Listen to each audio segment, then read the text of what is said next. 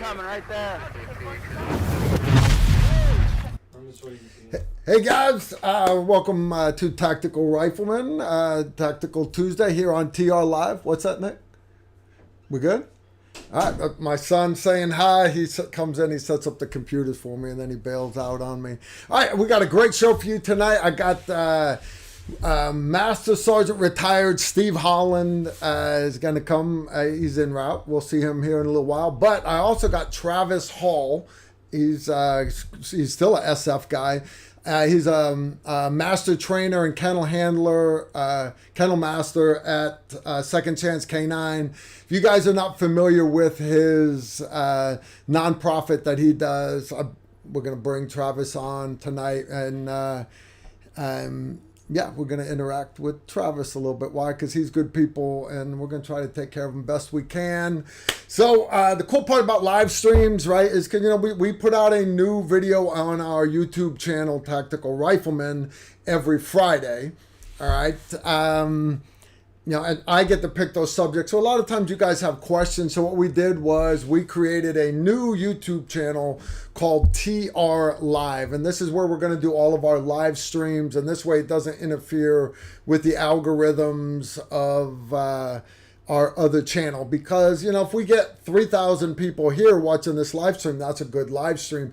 But to YouTube on a weekly video, you understand it doesn't look that good, 3,000. So anyways, we're going to keep Tactical Rifleman for feature videos, stuff like that. And we have this new channel here, TR Live, for doing live streams. I hope you guys can hear me all right. I've got my chat room up here. I think we're good to go. Guys, we've actually got us a pretty decent sponsor again tonight. Advantin Bikes. Yeah, I've actually been out filming, trying to get my blast on and stuff. I love this bike, dude, because it lets my wife keep up with me because it's when I'm out on my mountain bike. But honestly, for hauling ass around and everything, these electric bikes from a survival or hunting standpoint, they really bring a lot to the fight that a lot of people probably hadn't even thought of. So anyways, my cinch, it's called a cinch. It folds in half. Handlebars fold down, pedals fold in, everything. You put it in the back seat of your car, trunk of your Mini Cooper. And it was pretty cool. It's pretty badass. And I used to turn my nose up at electric bikes, but then I thought about it from a hunting standpoint. You walking out to your stand, every time that foot touches the ground, the deer can pick up that human scent. Haul ass, wear nods, and haul ass with that bike, and you're not leaving nothing behind, nothing. You can check it out at Advantin.com. Their motto is "Ride with us." Okay, it's kind of cool. Anyways, check them out. Again, like I said, Advantin.com. I want to thank them for sponsoring the live stream here. So if you're not familiar with how live streams work, anyway, we have the chat room. That's where you monkeys are, right over here. Okay. I asked that you guys keep the chat room PG-13. All right. So for Jerry J, no sharing improvised explosive formulas. All right. For Wildflowers and everybody that want to do weird shit in the chat room, keep it PG-13. I have several moderators. Their job is they put you in timeout and then eventually block you if you cross the line between acceptable etiquette and jackassery. All right. But I also have moderators that basically going to pull questions out. If you guys have a legitimate question, you don't have to do super chat. Don't have to do none of that stuff. Put your question in the chat. My moderators will pull it out and they'll send it to me. For example, Miss Britcher over in Australia already sent this first from. It's from Shammy313. His mom must have had a lot of other kids named Shammy that she actually had to add a number to the end of it. So Shammy313. Susan, I missed my Patreon question this month, so I'm trying to ask here. I do a question and answer video for my patrons on Patreon. And, if it's a question about a rifle or whatever, I will bring out the rifles and we'll talk about body armor, this, that, and the other. A lot of those videos, 12 questions, it might go 2 hours long. We make sure they get legitimate answers. So anyways, he obviously missed his question. So here it is. Carl, have you ever thought about putting a Dangler pouch on your plate carrier and putting a side plate in it for added armor. Guys, if you don't know what he's talking about, the latest hotness, if you look at all the guys on Gucci Gram and Facebook and everything, they run their body armor with their little medium plates because that makes their armor lighter. They run their 3 mags, but then they have it's called a Dangler pouch. It goes underneath your plate carrier, hangs right in front of your junk, and a lot of guys are putting their med pouch there and everything. And that's the new hotness. That's the new latest hotness. Except, guys, I'm old, all right? I'm 55 years old, and a lot of the stuff that's the new hotness was also hot back in 2005, and then it was hot back in 2000, 2001. So these things are not new. We used to run, they were actually called groin plates because that's where it's hanging. Your Dangler pouch hangs right in front. Now, on my body armor, on my plate carrier, I do actually run a Dangler pouch. It is insulated and it's multicam, but it's got inserts not for a plate, but for hand warmers to keep my hands warm when it's cold as balls outside. But as far as running plates there, the original groin plates was just soft armor, thick soft armor, but still soft armor. And the whole point of it was to, you got to remember, guys, 75% of the wounds in combat come from shrapnel. RPGs blowing up, grenades blowing up, artillery blowing up, mortars, rockets, all that. A lot of it's not like it is in movies where bullets. So anyways, that groin pouch, groin plate would protect your pelvic girdle, or at least some of it. The problem with it, though, is, and guys actually started putting multicam pouches on the front of it to carry their firing systems for their explosive charges. And the reason why you want to do that is if I have a piece of explosive cutting tape, like what we would use on a door, peel it, stick it, and it's long enough to cover the locking bolt of the doorknob, but it's 9 inches long, so it'll go the 4 inches up to where the deadbolt is, and then the other 5 inches is basically so when you're in a hurry, if you a little higher, low, under nods, no big deal. Peel, stick, hook a firing system. Those explosive charges, I could shoot it with 5.56. I could shoot it with tracer. It would not blow up. It wouldn't. Military explosives are very stable, except the blasting cap. So on my body armor, the front of my body armor was pouches holding delay firing systems. So for an interior door charge, I would take that piece of explosive cutting tape off of the pouch on my calf. We had pouches sewn on our calves for ECT. I'd pull out the ECT, stick it on the door, take that firing system, hook it, stretch the cord out, make sure everybody else is back at the next doorway, pull it, I see the flash in the tube, you yell burning, that lets them know, hey,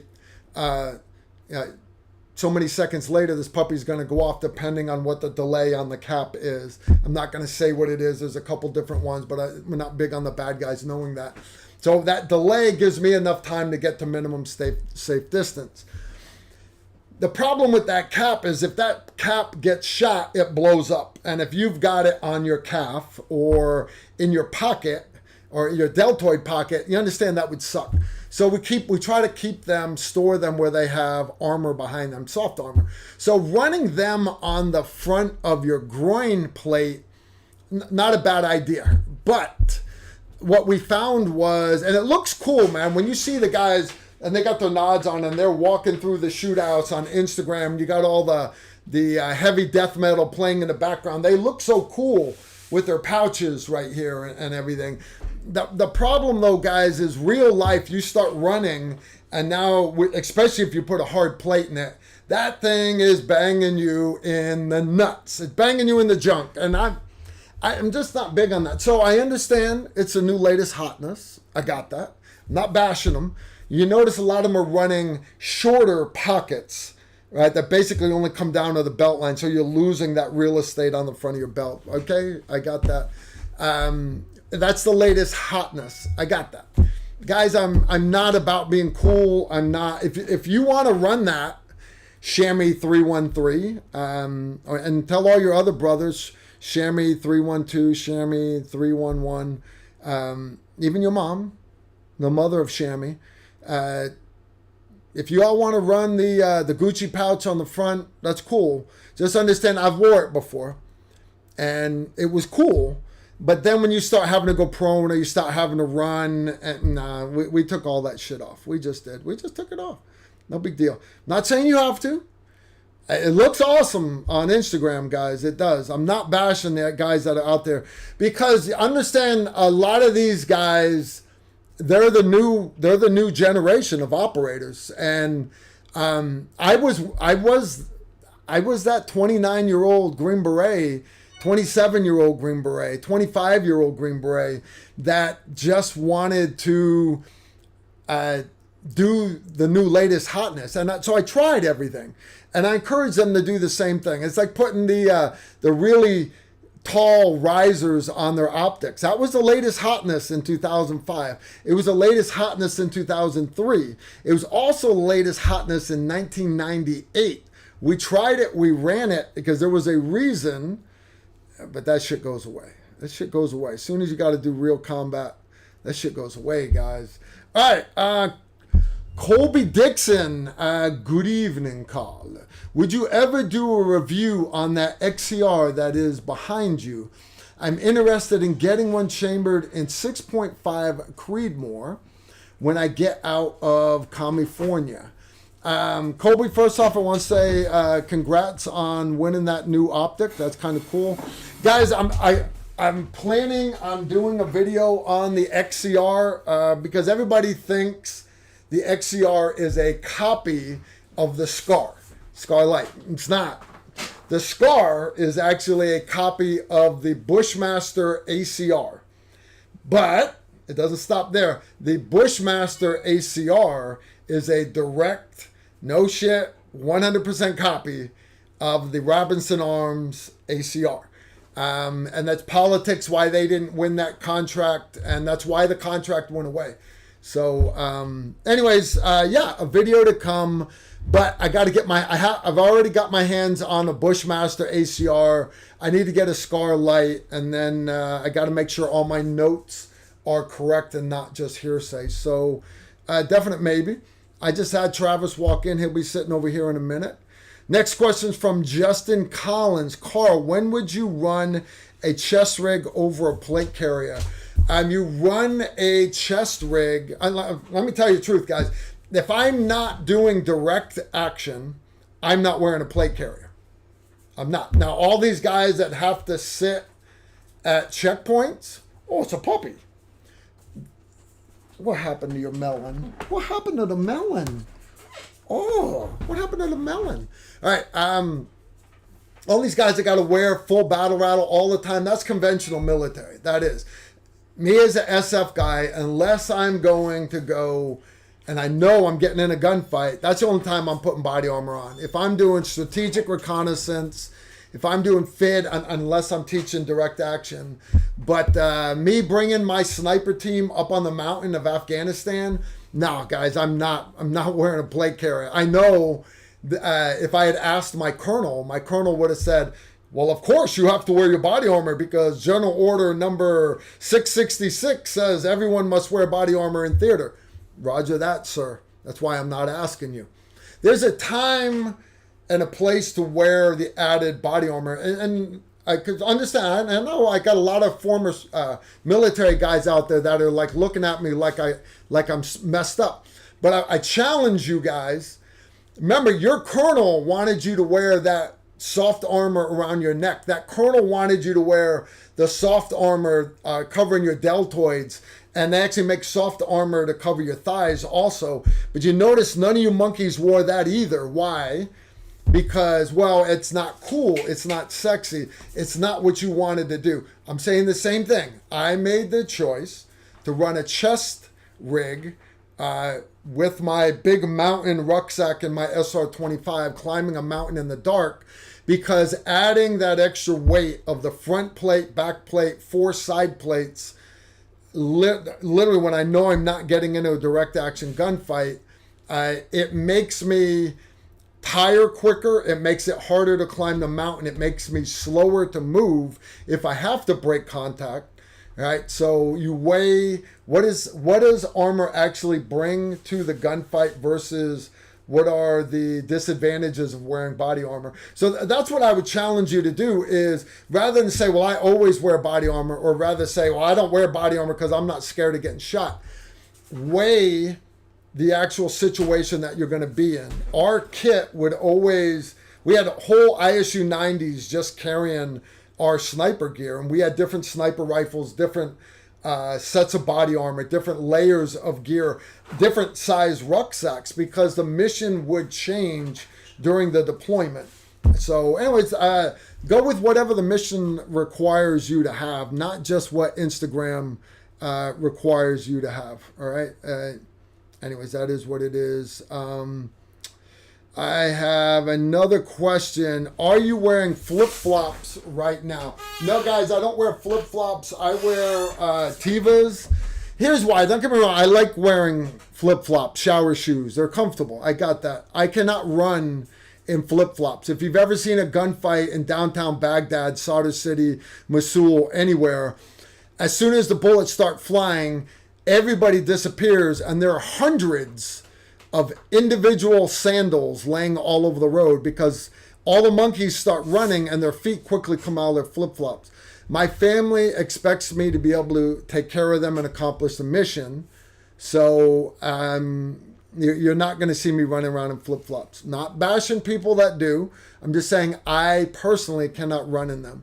So you'll find me either in my low-cut hiking shoes or sandals. All right.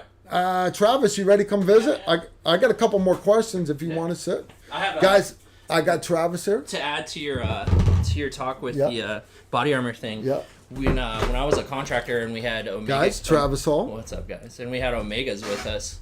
Their commander, because I would wear a bump helmet just for nods. Yeah. Their commander would not let them drop body armor or plates. Oh no. But nothing. And we were like 15,000 feet. You know what I mean? Yeah. So. Yeah, like think about it, you know? Yeah. During the initial invasion of Afghanistan, one of the hits, the Rangers had to go up the mountain, I guess a helicopter or whatever. And you can read about it. They made a decision on the spot to dump plates because they knew they had to climb. They pulled out all their plates and basically ran the plate carrier as a vest. It's fine. I would too. I would wear my plate carrier in the truck on the way to the target in Afghanistan, but then I would drop plates when we got to the target because I was more worried about the IEDs going through the armor and busting me open, and then I was less worried when we got. Modifying his posture based on the actual situation. That makes total sense to me, rather than, oh, we gotta do it because the first sergeant said that the commander said that his commander said that the sergeant major above him said that his commander said we got to do it. No. Do the right thing based on Met T. All right. This is from USQ. Oh, snap. Mr. Erickson, are you impressed with the performance ballistics of the FN 5.7 by 28 when compared to that of 9mm Luger? No, not at all. Not at all. Here's the deal, guys. Let me find your 5.56 bullet here. The only reason 5.56, 5.5mm in diameter, outperforms 9mm inside the human body is because it's moving at 3,000 feet per second. It is moving so fast that you get that massive secondary cavitation. Now, you can take that same 5.5 caliber 5.5mm projectile, put it into a pistol round casing, the 5.7, the FN 5.7, but understand you're not getting that secondary cavitation. If you're using green tip, for my guys that hand load their own stuff, you can pull green tip projectiles, 62 grain. You'll still have your mild steel core, and that goes through level 3 armor so much better than 9mm does. It does. It does.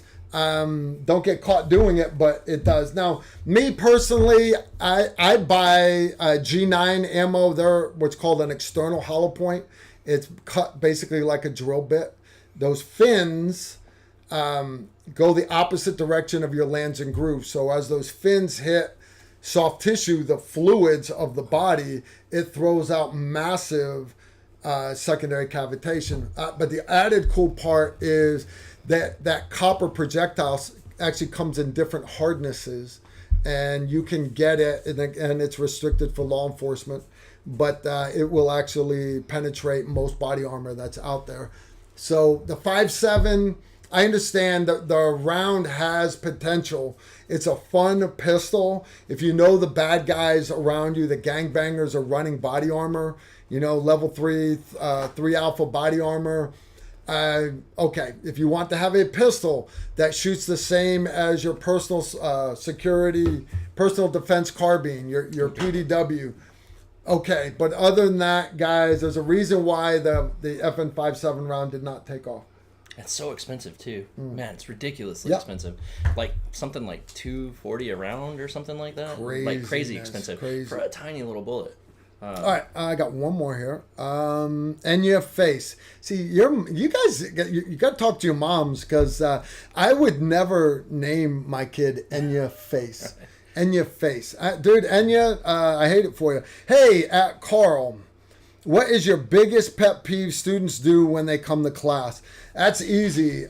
Flagging themselves or me. Seriously, the heart attack, I'm not exaggerating at all. I was at a class, the worst one. You don't forget any of them. I was way down the end of the line. I had 20 Marines online, and they were a National Guard, Marine, Reserve, whatever they were. I think they're Reserve. They got their Berettas out, and the guy and they're all online shooting, and I see this guy, and he goes, bang, bang, click. And I'm like, he should have immediately done tap rack. But when I saw him go click, and he jerked it, that's how I spotted the gun. Remember, I'm like 10, 15 people down from him. Bobby Rivera is the name of the instructor, another Marine. He was like not far from him. But the kid went bang, bang, click, click, click, and then went like this, pointed it at his face, looked down the barrel to make sure there was nothing stuck. And then he pointed it and said, "Sergeant, my gun doesn't shoot." Bobby grabbed that guy by the gun and immediately pointed his entire body downrange. But you can't make that up. You can't make it. So it's kind of a pet peeve of mine.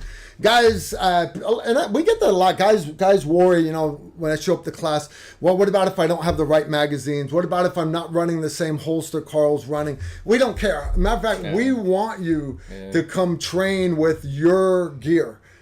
So long as you bring a safe firearm with safe ammo, and so long as you manipulate, you're confident and competent with that firearm, so be it. I like having classes that have a couple AKs in them, a Tavor, the different operating systems. It slows us down a little because I'll have to demonstrate a drill for using the AR, and then I'll have to talk about the differences of the drills for the different operating systems, because the manual of arms is slightly different for a Tavor, it's slightly different for an AK. All right.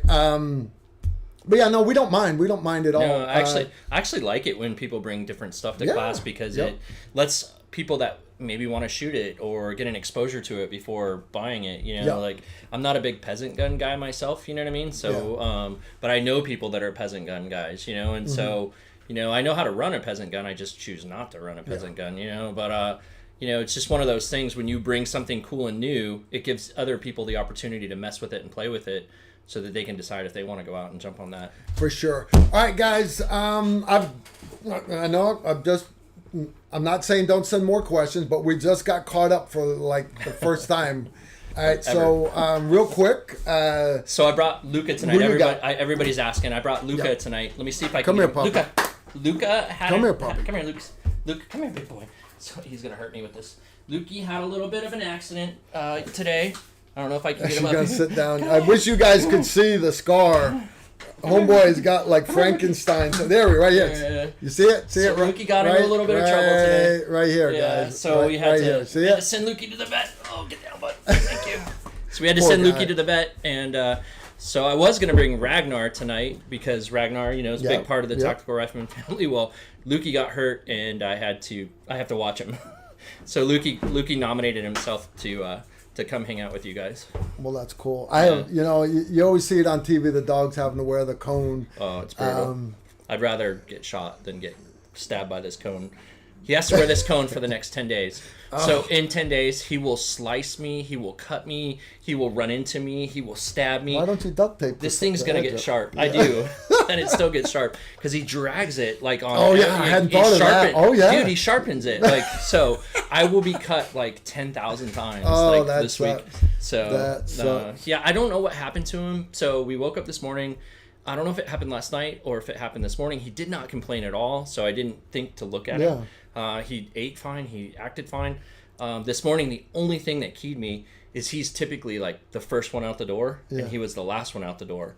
So when he was the last one out the door, I was like, hey, come here, Luca. You know what I mean? And I just put my hand on him, and I felt it, and I took him straight to the vet. They had him all day. Sewed him up, put a little drain in there for him. So I didn't even know how it happened. Didn't need a chest tube. Like I can't find. No. Thank God, no chest tube. God. If you want to take our class, though, we'll show you how to make a chest tube. Yes. We just wrapped up our last medical class for the year. I had who did I have with Kuma with me? Yeah. That was a good class. It was a good class. All right, I'm going to raise that up. Got to bring Travis. Travis, didn't you invent? I didn't invent it, but I was in on there with the rapid tournickets. Rapid tourniquet. It was your story that led him to. But he said you used to bash it. I think he's making fun of you. Is that what it is? Yeah, maybe. I'm slow. I'm on drugs, guys. I'm not feeling so hot. So, are you going into that, or would you rather not go into it? No, not tonight. All right, not tonight it is. All right, good stuff indeed. So here's the deal, guys. What I've got is, you guys can't see the mouse, but what I've got is you had sent a couple pictures of your dogs. Yeah. And then I've got your slides for Second Chance. They were like the ones with the details on them. Yeah. So if you want to talk about them as they're going, I can pull them up like that. He even brought pictures of some of his puppies. So anyways, for those who don't know us, I'm Travis. I ran dogs at Fifth Group, and so when I got out. If you, I haven't been on in a while. So. No, dude. I tell you what, we got a lot of new guys here. So share us your story. So I know Travis because Travis, when I was company sergeant major, don't hold it against me. I started as a sniper cell leader and went all the way up to company sergeant major in the same unit. So I retired as company sergeant major. But one of our last Team SIF missions, we were working with D Squadron from Delta in Mosul. I needed drivers and gunners, and I wasn't going to give up assaulters to drive and gun my truck. So I walked around group and just started asking for volunteers. And Travis, you were in group med then, weren't you? Yeah. Travis at 18 Delta is a great medic instructor. I mentioned we use him for our medical classes. And great time, great deployment. And you were driver or gunner? I was driver. Driver. And a little bit of gunner, too. But then we got IED'd. One of the vehicles got IED'd. Some of the guys up on air guard got peppered a little bit. No big deal. Everybody was fine. Travis didn't get hurt then. He got hurt repairing the vehicle afterwards. Well, I got crushed by that slat armor, basically. The slat armor is like a cage they put around the outside of the striker. We were running strikers, 8-wheeled strikers.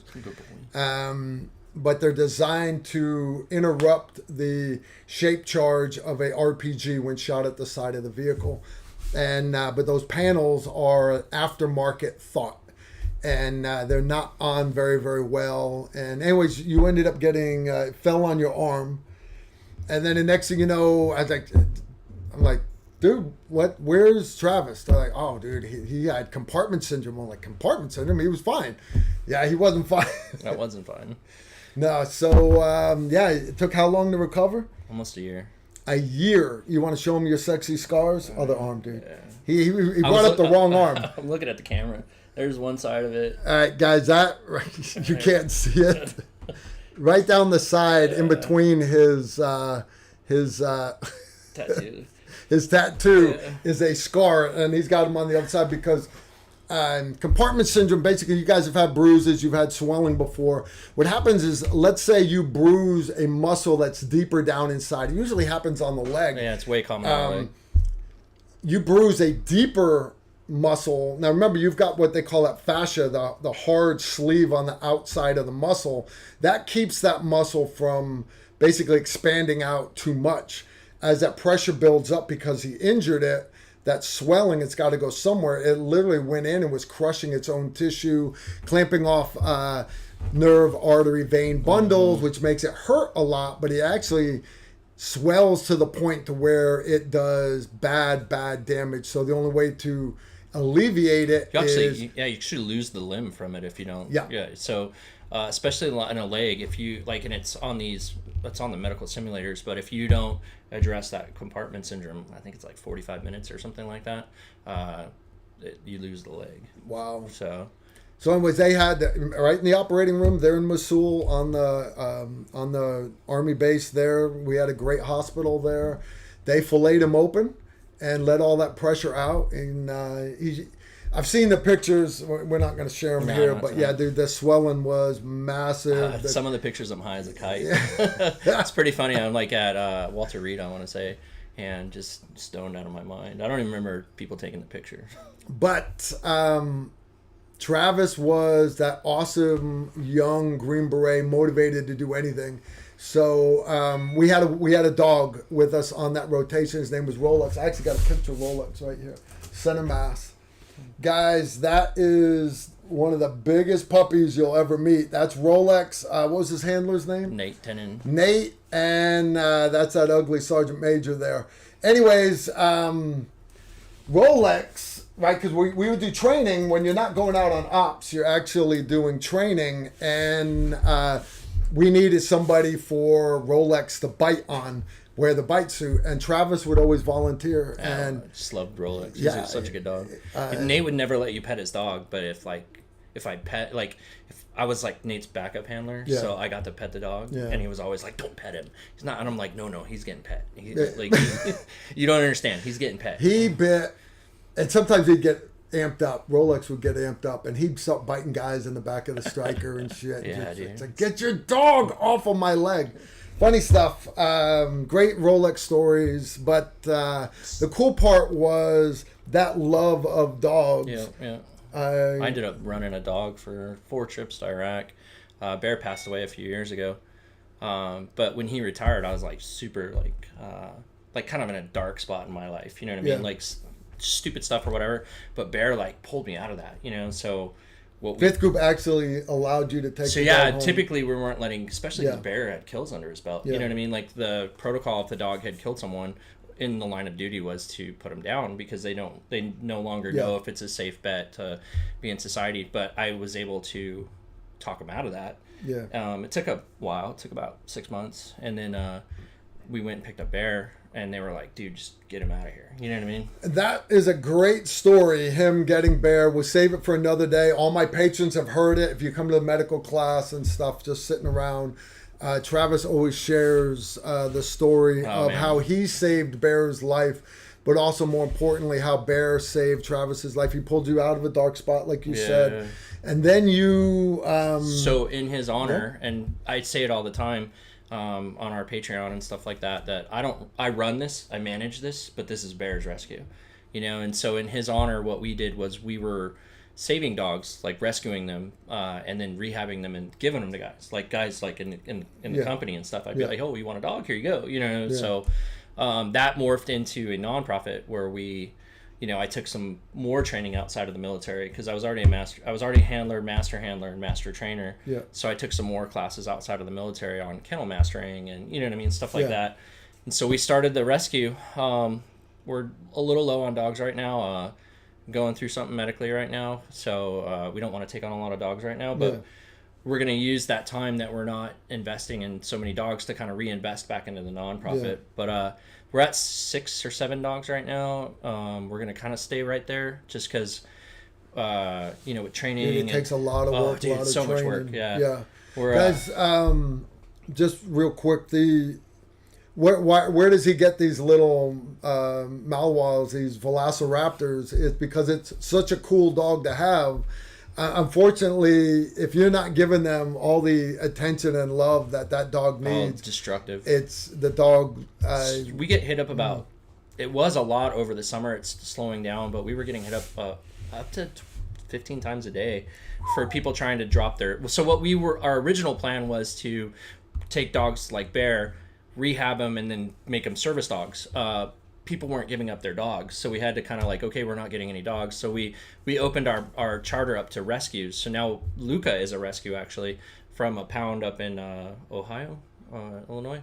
But what we do now is we rescue the breed, because our guys identify so much with this breed. They've all deployed with them, they've all it might not be this dog, but this breed saved his life multiple times. So there's an innate trust in that, and so the dudes are yes. A lot of it is a purse, though. It's a really cool purse that people are getting, and that's kind of what's making our life a little harder, because we want to save them all, but we we got to be picky and choosy. Our end goal is to make service dogs. We would rescue every dog, even the violent ones, but we have to put money towards making service dogs. And guys, and it is expensive. It is. Travis is not good at pitching himself, guys, but legitimately, I mean, he's just. So left side is. I wish you could see. That's the way they're seeing it right there. So left side. Left side is Ragnar. He's back with us. We had some stuff happen with him, so he got some retraining. He's going back out. Top is Micah. He's actually doing so good. His veteran is. He came from Pith Group. He was on the support side. But he applied, and we voted on it and gave him a dog. And then that lower one is Ragnar down in my new man cave, which I'll have to get you to come check out. It's pretty badass. Yeah, for sure. Awesome. That's Ragnar again. Ragnar's guy is going to be, he's a twice retired 24th STS guy. So he did his Army time at 24th, or I'm sorry, Air Force time at the 24th, retired from that, took a civilian job at the 24th, retired from that, and so now his only job is to take care of Ragnar, and he's coming up this weekend to check him out. So nice, awesome. All right, one more puppy, and literally a little itty bitty puppy. So the left, that's Hella 2.0. So Hella 2.0 is awesome. We're gonna work with an organization called Homefront Canine. They have a veteran who they've kind of offered to us. Her name is Shawnee. She comes from the unit. She comes from CAG. She was something there. I don't know what, but I didn't really ask either. But she is looking for a service dog, and we trained Hella specifically for her. Okay. And then Maddie, the little baby, that's our sass. Your son's a little bigger now. Oh yeah, he's a little bigger now. Maddie, she came to us from an organization down in Alabama who breeds just awesome hunting dogs. And every litter, they donate one to a service dog organization. So we took the runt, knowing that we like them small. That's your only lab. That's our only lab, yeah. That's cool. She runs that yard, though, dude. She really? Dude. So Maddie's pretty special too. She's named after a female veteran that we just recently lost, named Madeline. And Maddie, we don't work with a lot of females, but because of special operations, But we're actively seeking another. In about 8 months to a year, a young lady who would like a chance at Madeline. Awesome. So if you guys know a special ops vet female that needs some love in her life, some direction, dogs are awesome. All right, and Ragnar again. I'm sorry, that's Luca. That's Ragnar and Luca look just alike. I have to look for the gray in their muzzle. So that's our boy that's hurt, who's standing right here, leaning his head on my lap as we do this. He's like, I don't feel good. Poor guy. Awesome stuff. All right, guys, we can come back to these later if that's you want. Great.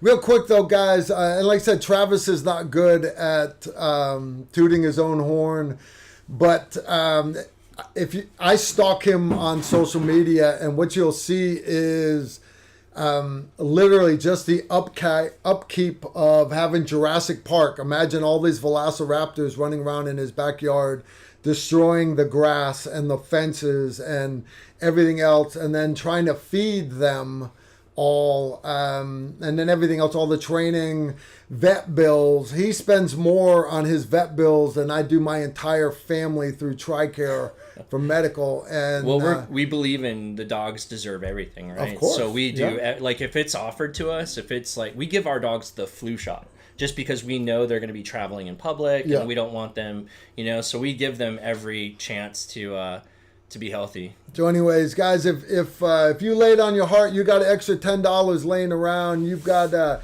you don't feel like getting your 17-year-old daughter that new car this year, you want to make her wait one more year till she's 18, guys, you can help Travis out. Indeed. Semper Paratus. That place is a cat's nightmare. Oh God, there used to be a ton of stray cats in our neighborhood, and they used to come to our yard.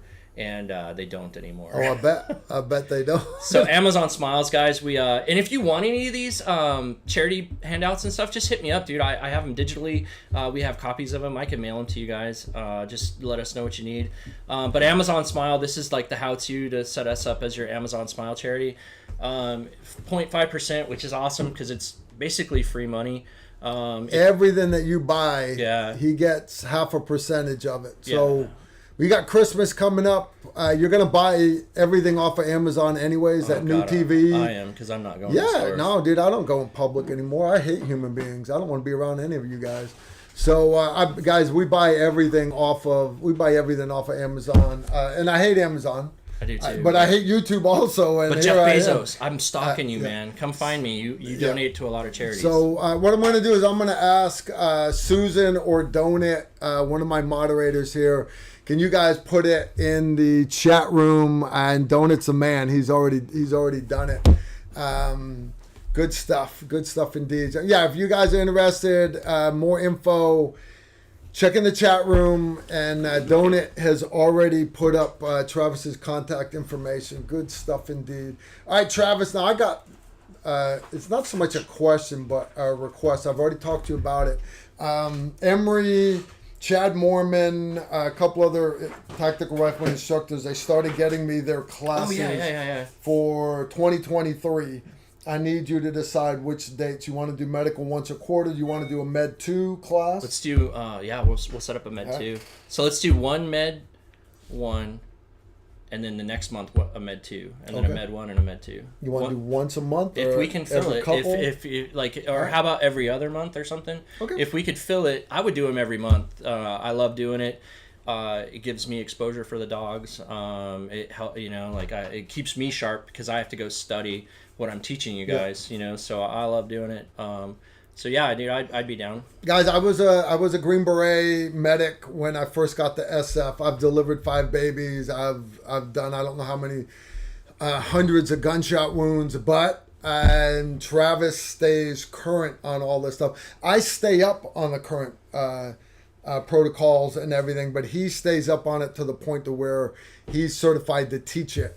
So I play assistant instructor instead of me being the guy up on the podium like most of our other classes.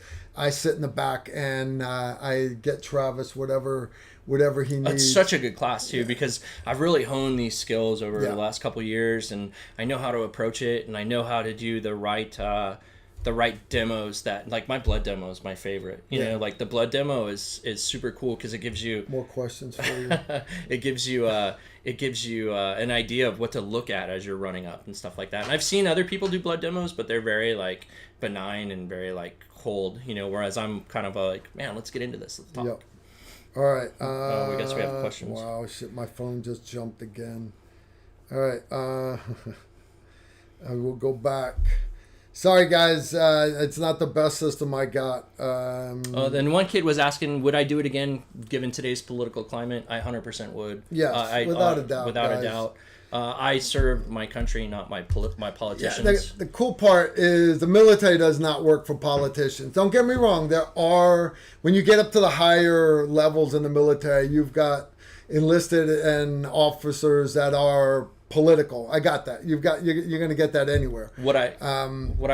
In the trenches, nada. What I would suggest to you, young man, though, is instead of maybe going active duty, go National Guard, see if you like it, go through all the coursing and stuff like that, and if you like that lifestyle, you can always jump back over to active duty. Some of these are out of class, out of order. I don't know how they get out of order. Biggest pet peeve, we already did that one. Sir, while shooting a pistol, does it make a difference in stability if you lock your elbows or if they are slightly bent? Nada. The key is to have your wrist locked. If you don't understand what I'm talking about, do push-ups on your wrists, on your fists. If you're not strong enough to do that, just lean up against the wall on your fist. Steep, but lean up. And what you'll see is you're going to realize exactly what I mean by your wrists must be locked. Now, can you manage recoil better with your elbows locked completely? Yes, because now in order for that gun to move, not only does it have to move this, it has to move the entire shoulder. But the disadvantage of that, and it's fine for competitive shooters, right? Matter of fact, they actually push their shoulders back so there's nowhere for them to go. That's fine, but let's say you're pieing your way through an open doorway. My arms are so long, you notice my wrists are not even in frame right now because the doorway is only so wide. So as you get closer, I'm pieing that doorway, I have to, still with wrists locked, I have to compress that pistol, not so close that slide will hit my face, but I can bring it back in enough to allow me to pie my shoulders through that doorway. Then once I'm in the room, I commit. Then you can extend it back out. But if you lock your wrists, you'll never have a problem managing recoil. Never, not at all. Anything to add? No, that was great. All right, guys. Travis is also, you're still doing this a Falcon instructor thing? Next month, actually. Special Forces Advanced Urban Combat, SFAUC, is, it's not quite Sephardic, but it is the direct action course that all Green Berets have to take. What's up, buddy? So, all right, that was that one. The next one, hi, Mr. Carl. Can you share your experience with suppressive fire correctly? How to keep enemies really head down and the enemy always shooting blind and throwing grenades? Understand, guys, suppressive fire only works if you can gain fire superiority. If you're fighting an entire company of Iraqis, for example, Desert Storm, there was if you ever read the book Bravo 20, it is about and I've actually met the guys. They actually came to Fifth Group afterwards and to share their stories in person because the SAS and SF work hand in hand, but we do a lot of desert mobility the same. So they came to group and basically you'll learn a lot reading the book, but their idea was going in with their team, they needed to be able to break contact in the desert. You can't really fire maneuver. They had to have suppressive fire. So doing SR, strategic reconnaissance, half of them had M203 grenade launchers. The other half carried SAWs, Minimes, squad automatic weapons.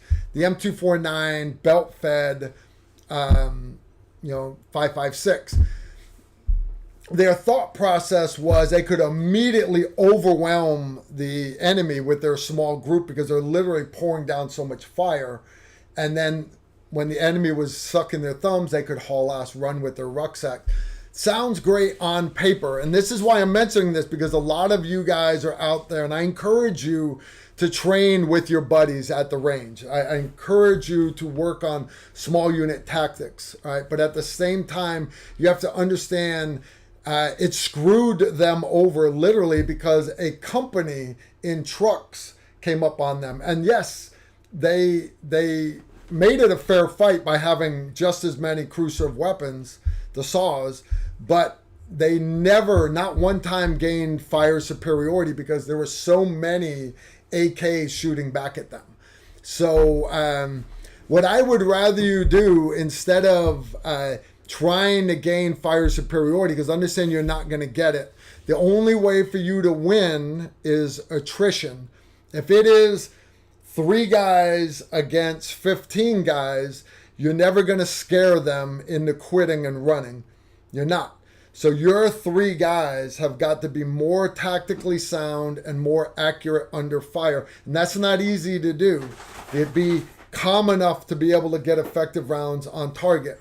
So instead of adding a crew serve weapon to your team of buddies there, your group of freedom fighters in West Virginia, wherever you're at, instead of you saying, well, we need to have a guy with a AR-10 with 50 round drums or 60 round drums, in a bipod so he can lay down tracer fire to get us suppressive fire. I would rather you have that 308 with a bipod with good glass and a night scope on it, and while everybody else is making noise and doing whatever, he is going headshot, headshot, headshot, headshot, headshot, headshot. And if you can work together and get that base of fire, and you practice shooting clay pigeons lined up at 300 meters, because understand, everybody, they might be out in the open, guys, coming across your wheat field in Nevada or Wyoming, wherever you're training at. But understand, when that first bullet goes by, everybody goes prone. And then all you have is headshots. So can I hit with my SR-25 at 600-700 meters? I can. I can hit a E-type silhouette at 800, no problem. I'm not picking a fight till they're within 400. My sweet spot for me with my SR-25, 300 to 400 meters in the dark. I wanted them to stay at 300 because at 300, all the guys with the AKs think they're safe. Yeah. Because they're far enough away, there's no way they could hit us. You belong to me. You and all your buddies belong to me. If you're at 300 meters in the dark, I own you at 300. You don't stand a chance. So anyways, suppressive fire done correctly, you have to be able to gain fire superiority. And it's very, very hard to do, guys. I caution you about adding that to your bag of tricks. Now, I caution you about relying on it. I want you to keep suppressive fire in your bag of tricks. And here's why. That active shooter situation, wherever, if he's got you pinned down and he's actually maneuvering on you, or you need to maneuver on him, it's a fair fight, let's say. Me and Z Durham actually did a video on this. Using suppressive fire to keep him hidden behind that pillar in the mall, let's say, as you're closing the distance, or as you're moving to flank him, or as one of your buddies is moving to flank him, that type of suppressive fire is useful. But first and foremost, before anything else, understand you own every bullet. You putting rounds into that pillar or into that vehicle that he's hiding behind, you are still responsible for every bullet, and you just trying to zip things over the hood of the car, hoping his head comes up. Understand, all those bullets are going down range. They're all going down range. How you doing, Steve? Good, Carl. How you doing, man? Pretty good, guys. Steve Holland just rolled in here. We were just talking about suppressive fire. All right. Love it. Yeah. No abrasive fire, even better. With crew serve weapons, miniguns, stuff like that. All right. I'll probably do one more and then I'm gonna head out. Yeah. Okay. Let me grab one for Steve, for Travis here. If they know Michael Yan, we'll come back to that one. This is full spectrum dominant survival of the wisest. Miss Britcher, Carl, is fentanyl a proper and legit pain medication for dogs at a dog hospital with trauma?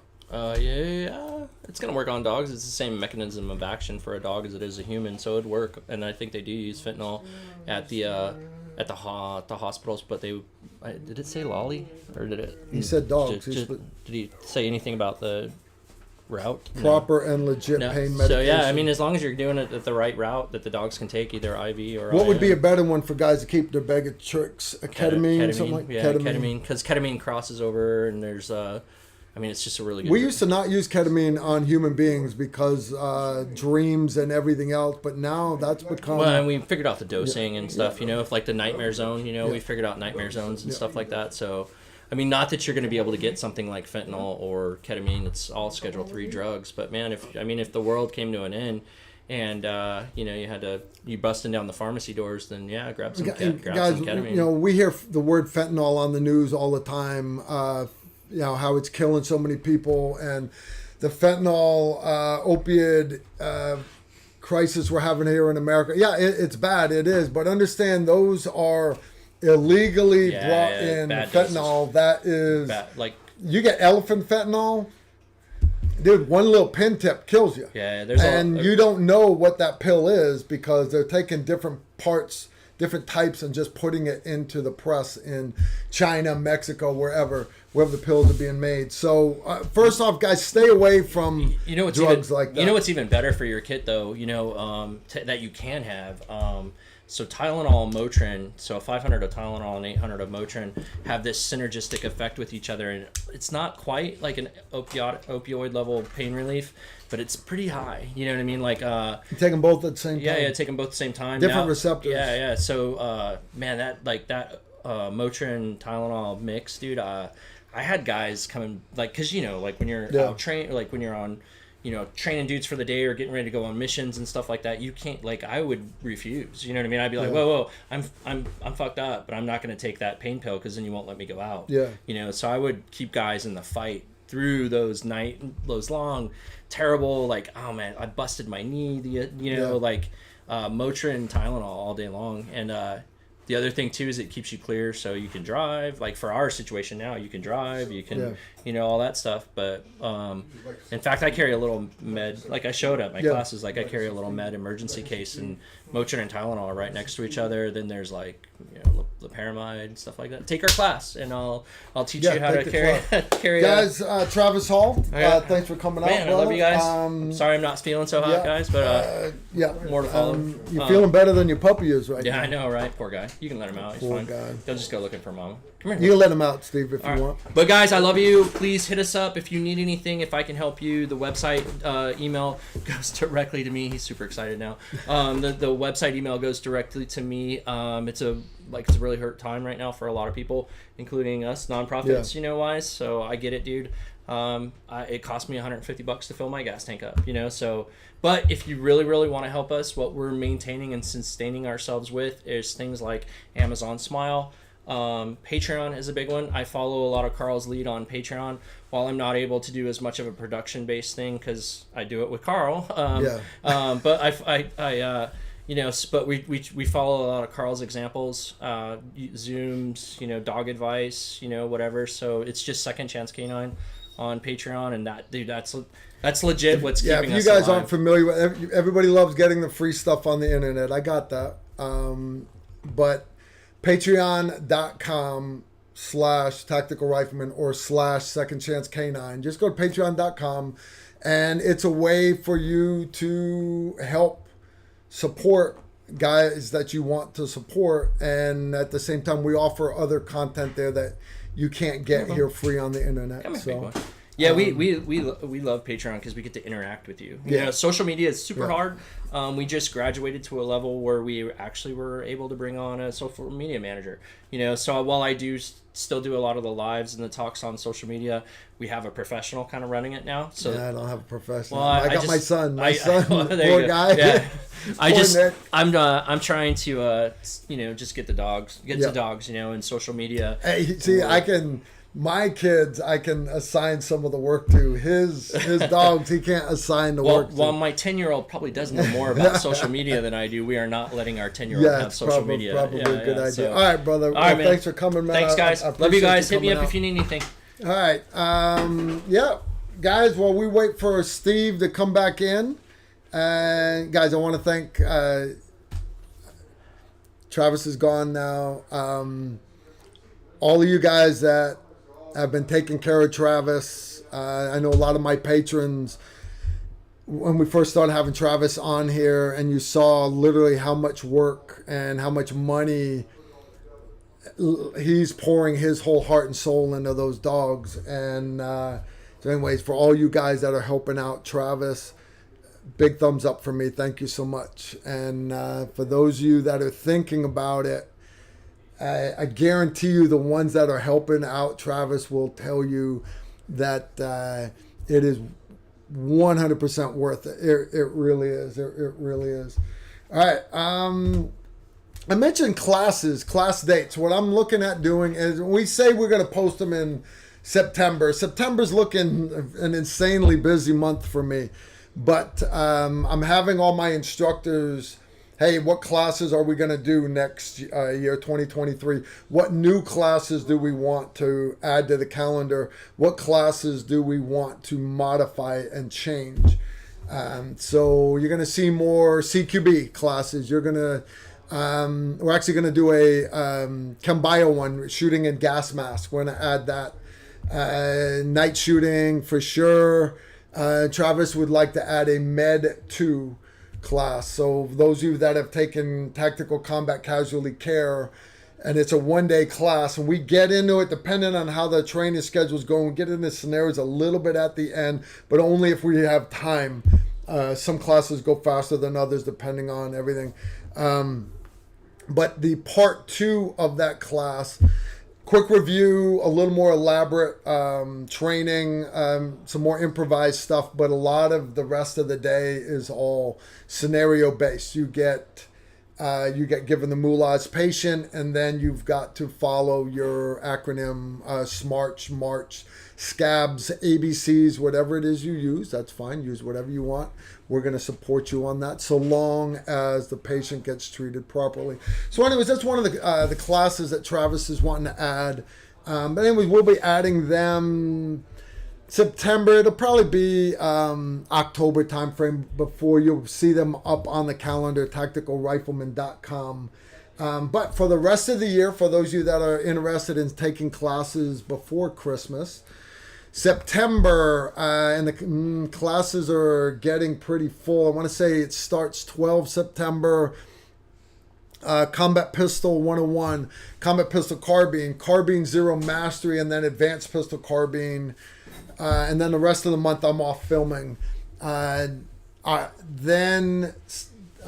December, first week of December, we are doing our high-risk travel course. How to travel safely, what to do on an airplane, what to do in hotels, taxis, everything. We get into escapology, how to get out of handcuffs, how to get out of zip ties, packing tape, chains, ropes, how to pick locks, all kinds of great stuff. It's a great course. We run it twice a year. And like I said, that next one coming up is December, first week of December. I still have slots left in September. If you guys are interested, some of the classes are sold out. Some of them are not. I think Carbine Zero Mastery. Anyway, you want to go, reach out to me, or you can sign up at tacticalrifleman.com. I'll squeeze you in. Whole month of October, well, the first 16 days of October, I'm actually loading up my Jeep and my trailer, my camper, my Hive camper, and I am going all the way to California. I'm taking a couple other vehicles. I'm going to the Rubicon Trail and Moab, 16-day trip. It's going to be awesome. When is the travel? The travel course? The what? The travel. The travel. High-risk travel? High-risk travel course? December, first week of December. Okay. You want to come, Steve? I'd love to. I'm hitting up John Rich, telling him he needs to come. We'd love to have John Rich come. Actually, the cool part about that class, guys, is you don't have to be a barrel-chested freedom fighter. I've had guys bring their whole family to that course. I've had single mothers take that course. I've had mothers and sons take that course. I've had fathers and daughters take that class because it was originally designed for like corporate America executives going to like Libya or somewhere like that where they're not allowed to travel with guns or a personal security detail. They needed to learn to be able to act properly in a high threat environment. How is that any different than you going to Disney World with your family? It's not. So you're just as important as some schmuck from corporate America. Paul, I'm not calling you a schmuck. Yeah, he is. Tom, I'm not calling you a schmuck. Yeah, he is. Steve, I'm not calling you a schmuck. Not at all. Everybody else has taken the class. Not calling you guys schmucks. Not at all. So how are you doing, Just Steve? by my DNA, man, I can't be a schmuck. I'm just here to say. You are schmuckless. Thank you. We love you, Rifle Steve. Nation, what's up? Guys, Steve is in his house. All right. Have we talked about the... We have not done your travel sack yet. No. Have we talked about the next week, 30 August, Leatherwood Distillery? Why don't you bring us up to date on that? Next Tuesday. Yeah, the one coming up. Next one coming up. Not tonight. 30 August, we will be doing the TR Live remote at the Leatherwood Distillery, which is Special Forces Tennessee. Owned and operated, and it is located at 1030 Progress Drive, Building A. Hard to miss it. You can see it from the highway. Yeah, Leatherwood Distilleries. Awesome bourbon. They're big into bourbon. What we're going to do, guys, is if it works out good, we're going to make it so that this is like a quarterly thing, or bi-quarterly maybe. We're going to do Legends of the Legion. We're going to let all these local fifth group guys, awesome guys like Steve, Randy, right, and we're going to let them come in. We'll get them to share. So many guys. And they've all got great stories. Yep. Guys, I haven't done shit my whole career. I got that. I've done nothing. But I have been surrounded with some of the greatest guys you'll ever meet on the planet that have just done some squirrely shit in combat. Squirrely. And awesome. Leatherwood Distillery is owned and operated, run by an SF legend, Andy Lane. It's a former 18 Delta, like Mr. Kinetic Energy here. I actually used him as an instructor. It's always medics. What is up with these Special Forces medics? You're supposed to be in there saving lives, not do pew pew. Oh no, combo guy. All right, Nicholas T. Hey Carl, I'm leaving this Sunday for OSA, and when I pick up E3, I want to go to selection to be 18 Delta. You have any advice or tips for the journey? Yeah, keep your mouth shut. I know it's hard, but soak up everything. You're going to see you've got good non-commissioned officers, sergeants, we call them sergeants. You're going to have good sergeants and you're going to have bad sergeants. Don't run your mouth to the bad sergeants. Rig Reynolds. The good sergeants get on their good side, and how you do that is you don't bitch. Volunteer for every shit detail, and they don't spotlight. In other words, don't pretend, don't try to look good in front of them. Hey, sergeant, look how good I'm doing. Because here's the deal. Your leaders will always, they know what you're doing. Even when you don't think they're watching. So you just be a sponge, soak up everything you can. What makes a Green Beret a good Green Beret is not what he learned in the SF schoolhouse, because that makes you a SEAL. Basically, you go to school to be a SEAL, and then you're a SEAL. What makes a Green Beret awesome is where he was a combo guy and I was a medic, and we had two weapons guys, and we had two engineers. Before we went SF, our time in the regular army, I was an infantryman. My other engineer was a mechanic. My other engineer was a LURS-D combo guy. And my point for saying all this is when you bring them all together, not do we have two of this, 8 guys that have been to school.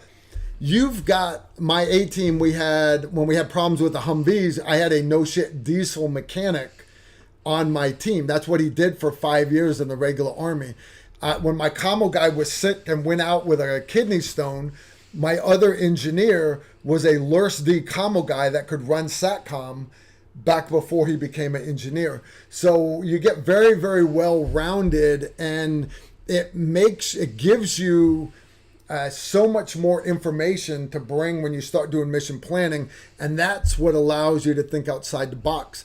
The box is everybody just regurgitating what they were taught in school. War is king. Shout out to War is king.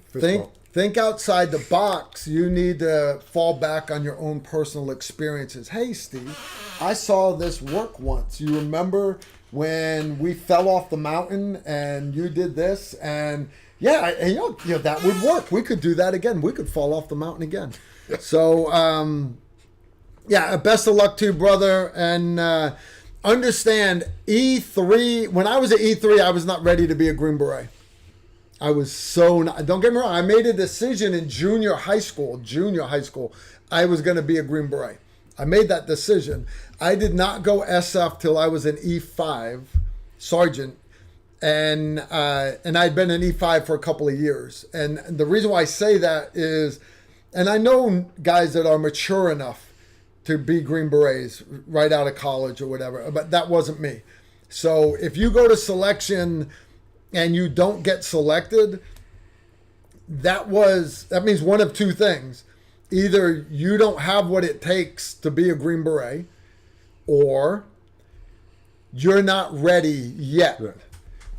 I want that to sink in, because a lot of people they'll fail selection one time. They go, oh, I suck, I'm a nobody. Don't accept that. If you know you've got it in you, you're smart enough, you've got the passion to go be a Green Beret, but I failed selection. The difference between winners and losers is losers only do what they're good at. Winners will fall down. Don't get me wrong, they excel at what they're good at, but they still master and build on all their weaknesses. God built me to be a runner. I literally, I went in the Army weighing 133 pounds. I weigh 205 right now. At my height in SF, I was 220 pounds. All right, I know I don't have any muscle left. I got that. But I went in the Army running a 10:32 for a 2-mile run. All right, that's not what you need to be a Green Beret. To be a Green Beret, you need to be well-rounded. So I quit the running and started working on the gym and kettlebells and everything else. Now, until the day I retired, I was 12:30 to 12:35 on my 2-mile run, even as a sergeant major.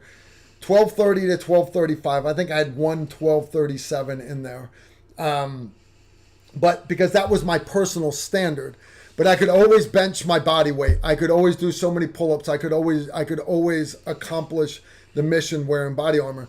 So hang in there. Give you a good example. One of the guys on my team, he went to Ranger School 3 times.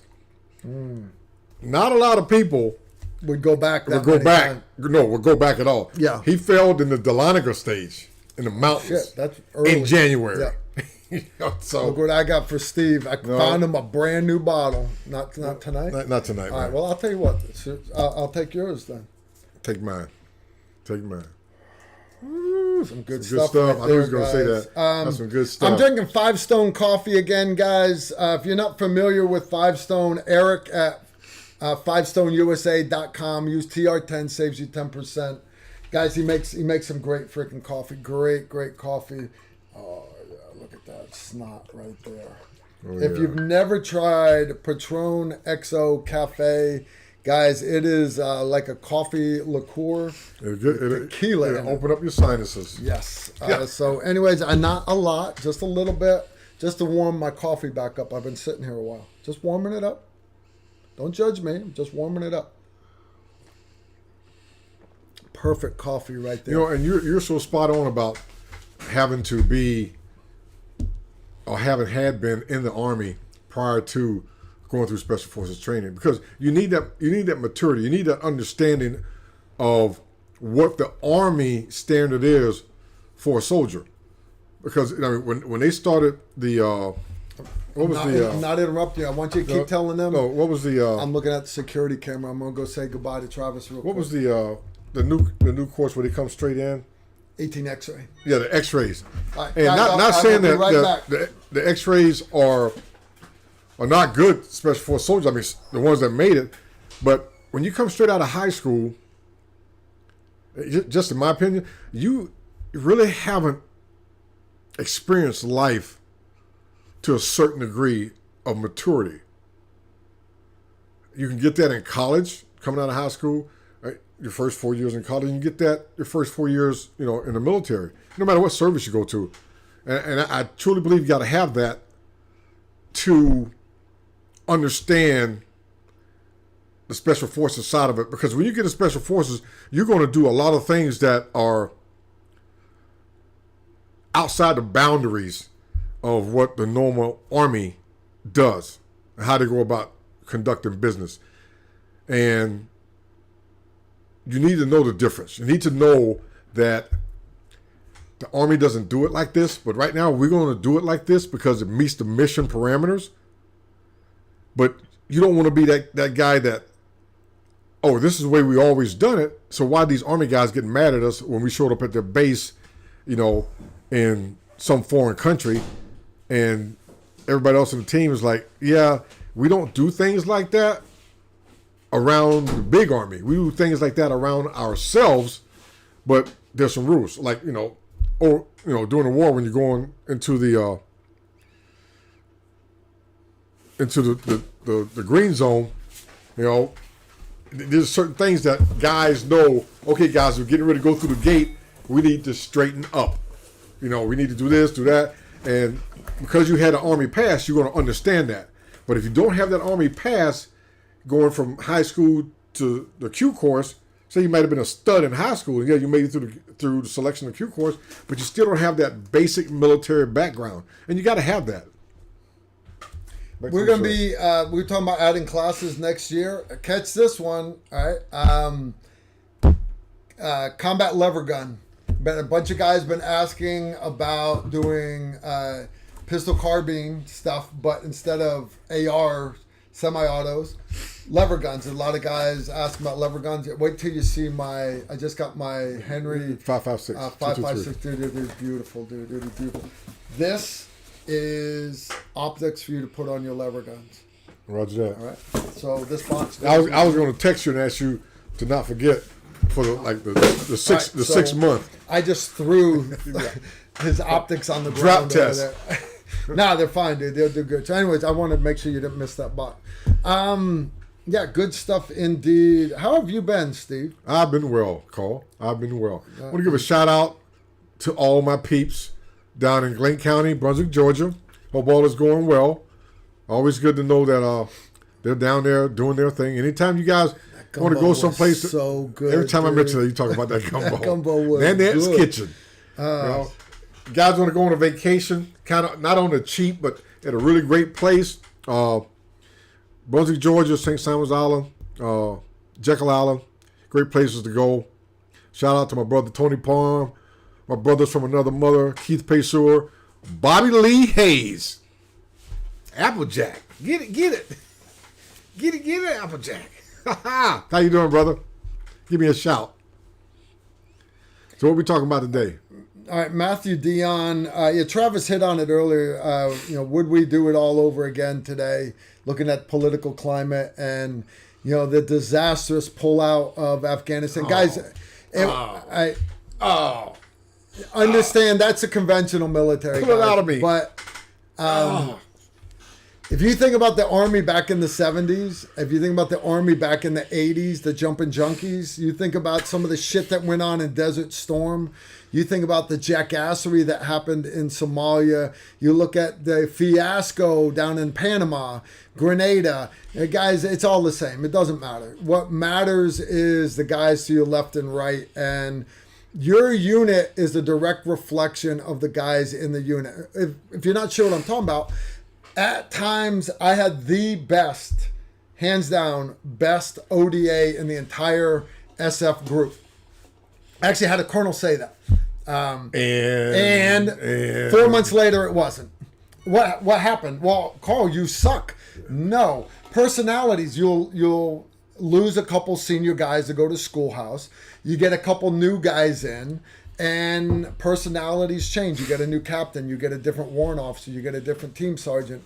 And your A-team, the personality of it is a living, breathing thing. It ebbs and flows, and all units are like that. My old recon platoon was the same way, and it's just it is what it is. And again, it is personalities. I remember I had a team leader and team sergeant, and I was on a military freefall team, Halo, and for the 18 months that team sergeant and that team leader were there, all they wanted to do was jump.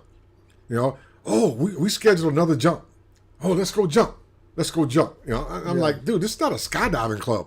Yeah. You know, this is how we get to work. Once you get on the ground, guess what? The enemy ain't going to come running out and say, man, that's awesome, man. You guys, did this, then you landed smooth and everything. No, they're going to shoot at you. You got to be able to shoot back. Happened in Zaire. Went in on the airfield. A bunch of rebels that taken over the airfield. About 24, 48 hours later, before we inserted, nobody told us. And say, hey, all those guys are running out here to greet us. So wait a minute, that look like muzzle flashes, And of course, there was always that unspoken thing on a team. Let me see your vest. Let me see your mags. Why does this mag have red tape on it? None of your business. That's team business. Oh, we're going in on an admin jump in Zaire. Oh, that looks like muzzle flash. Oh my gosh, they went in unarmed. Oh, they did? Surprise. Huh. Matthew Dion, Carl, do you recommend getting the primary arms GLX 1-6 or go down to the SLX 1-8? The Platinum just isn't in the budget. Thanks and God bless. Guys, you see I'm running a lot of primary arms optics. Yeah, because I enjoy working with them. I am very close friends with Dimitri, the guy that designs the reticles. So because of that, I get my hands on a lot of their stuff. And if you're not sure with GLX, SLX, Platinum, all that stuff, basically they're Platinum scopes. Their highest tier ones they have Japanese glass. They're made in Japan. Your Gold series, the GLX, you're not allowed to say Gold series because Leopold patented that comment, trademarked it. So it's called a GLX. They're assembled in the Philippines. And the SLX is Chinese glass assembled in China. Now, that doesn't mean that they are crap scopes. It doesn't. All right. Because Vortex and Night Force, good companies, they all have scopes that are made in China. All right. And the exact same factory that the SLX is. So it's up to you. I will say, me personally, the difference between the GLX and the SLX, I really can't tell the difference between the two. I will say the Platinum series has better glass. The Japanese glass, it transmits light better. Everybody say it gathers light. Nothing gathers light. The larger bell, more surface area, but it's how well the quality of the glass coatings, this, that, and the other, allows it to transmit more light. Really matter at a 3-gun match? Nada. Where it does matter is like for hunters, you'll be able to see that deer a couple minutes earlier in the morning or a couple minutes later in the evening before the sun goes down. For a military sniper, it is very important that you have the best glass available on the planet, because my ability with my Smith & Bender scope to be able to see 20 minutes earlier in the morning than the guy with the Russian-made SVD, his PSO1 scope.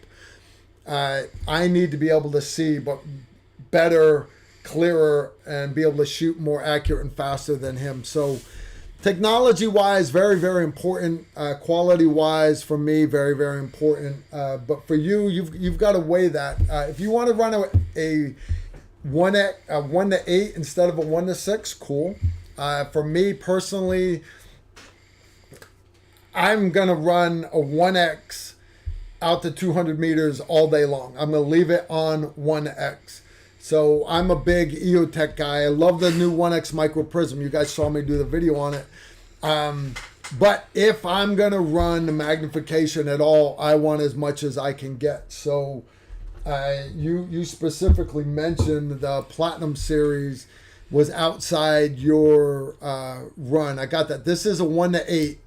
It is badass. You mentioned, Steve. I'm gonna real quick. So one of the things that you'll see on the carbines that I run, and I really got Special Forces into variable power optics when I was running Sniper Lock at 5th Group back in the 90s during the Somalia time period. You'll see me running variable power optics, 1-4s, 1-5s, 1-6, sometimes 1-8. And a lot of it is based on the cartridge. what is my level of engagement on a cartridge? Because if I'm running a 9mm carbine, I'm not going to use the same magnification power as I would, let's say, on a 6.8 carbine and or going up to AR-10 on the 308 or 6.5 Creedmoor carbine. Okay? Now, one of the things that I do, and some guys who've been on the range when they look at me and they go, "What is that?" I said, "That's a 9mm carbine." "Yeah, but you got a 1-6 on that one." I said, "Yes, I do." Because a lot of people aren't going to stand up like an E-type silhouette and let you shoot them. Yeah. Okay? They're going to get down behind cars. They're going to get down behind a Dipsy dumpster. They're going to seek cover. Not necessarily seek concealment. Because remember, concealment is not cover. If he's behind a Dipsy dumpster, there's an 8-inch height of that Dipsy dumpster at the bottom that I can look down in a rollover prone, and at 6X, I can pick his ankle out. And guess what? I'm going to take center mass of anything he gives me. If he gives me an ankle at 6 power on a 9mm carbine from 65 yards, I can take center mass of that ankle, and guess what? That's going to give me center mass of something else. So variable power, the level 1 to 4, 1 to 5, 1 to 6, 1 to 8, 2.5 to 10. To me, it's about what you perceive as your engagement range. A 9mm, I run a 1.5 to 5. 6.8, I run a 1.5 to 6. 6.5 Creedmoor, 308 Winchester, I run 1.5 to 8s. Because I know I'm going to be working at greater distances. That's right. Platinum Series, right? 1 to 8. This is the one I like right now. I just got, it's almost the same size. That is a 1 to 10, guys. Now, I've got my hands stacked so you can see proper. There we go. Proper relationship. It's a little bit bigger, but this is that's sexy. 1 to 10. Now, here's the difference. Sexy, and I know it. Platinum Series. All right, so it's going to be pricey. I got that. Good Japanese glass. Tough. This is the 1 to 10. Made in China, Chinese glass. Now, the other difference is this is second focal plane. Now, so it's 1 to 10. I got that. It's got a nice reticle in it. I got it still an ACSS reticle. It's got the Griffin, which is a mill reticle for doing your holdovers and stuff. I'm not big on second focal plane reticles. That's just me. I'm not big on it.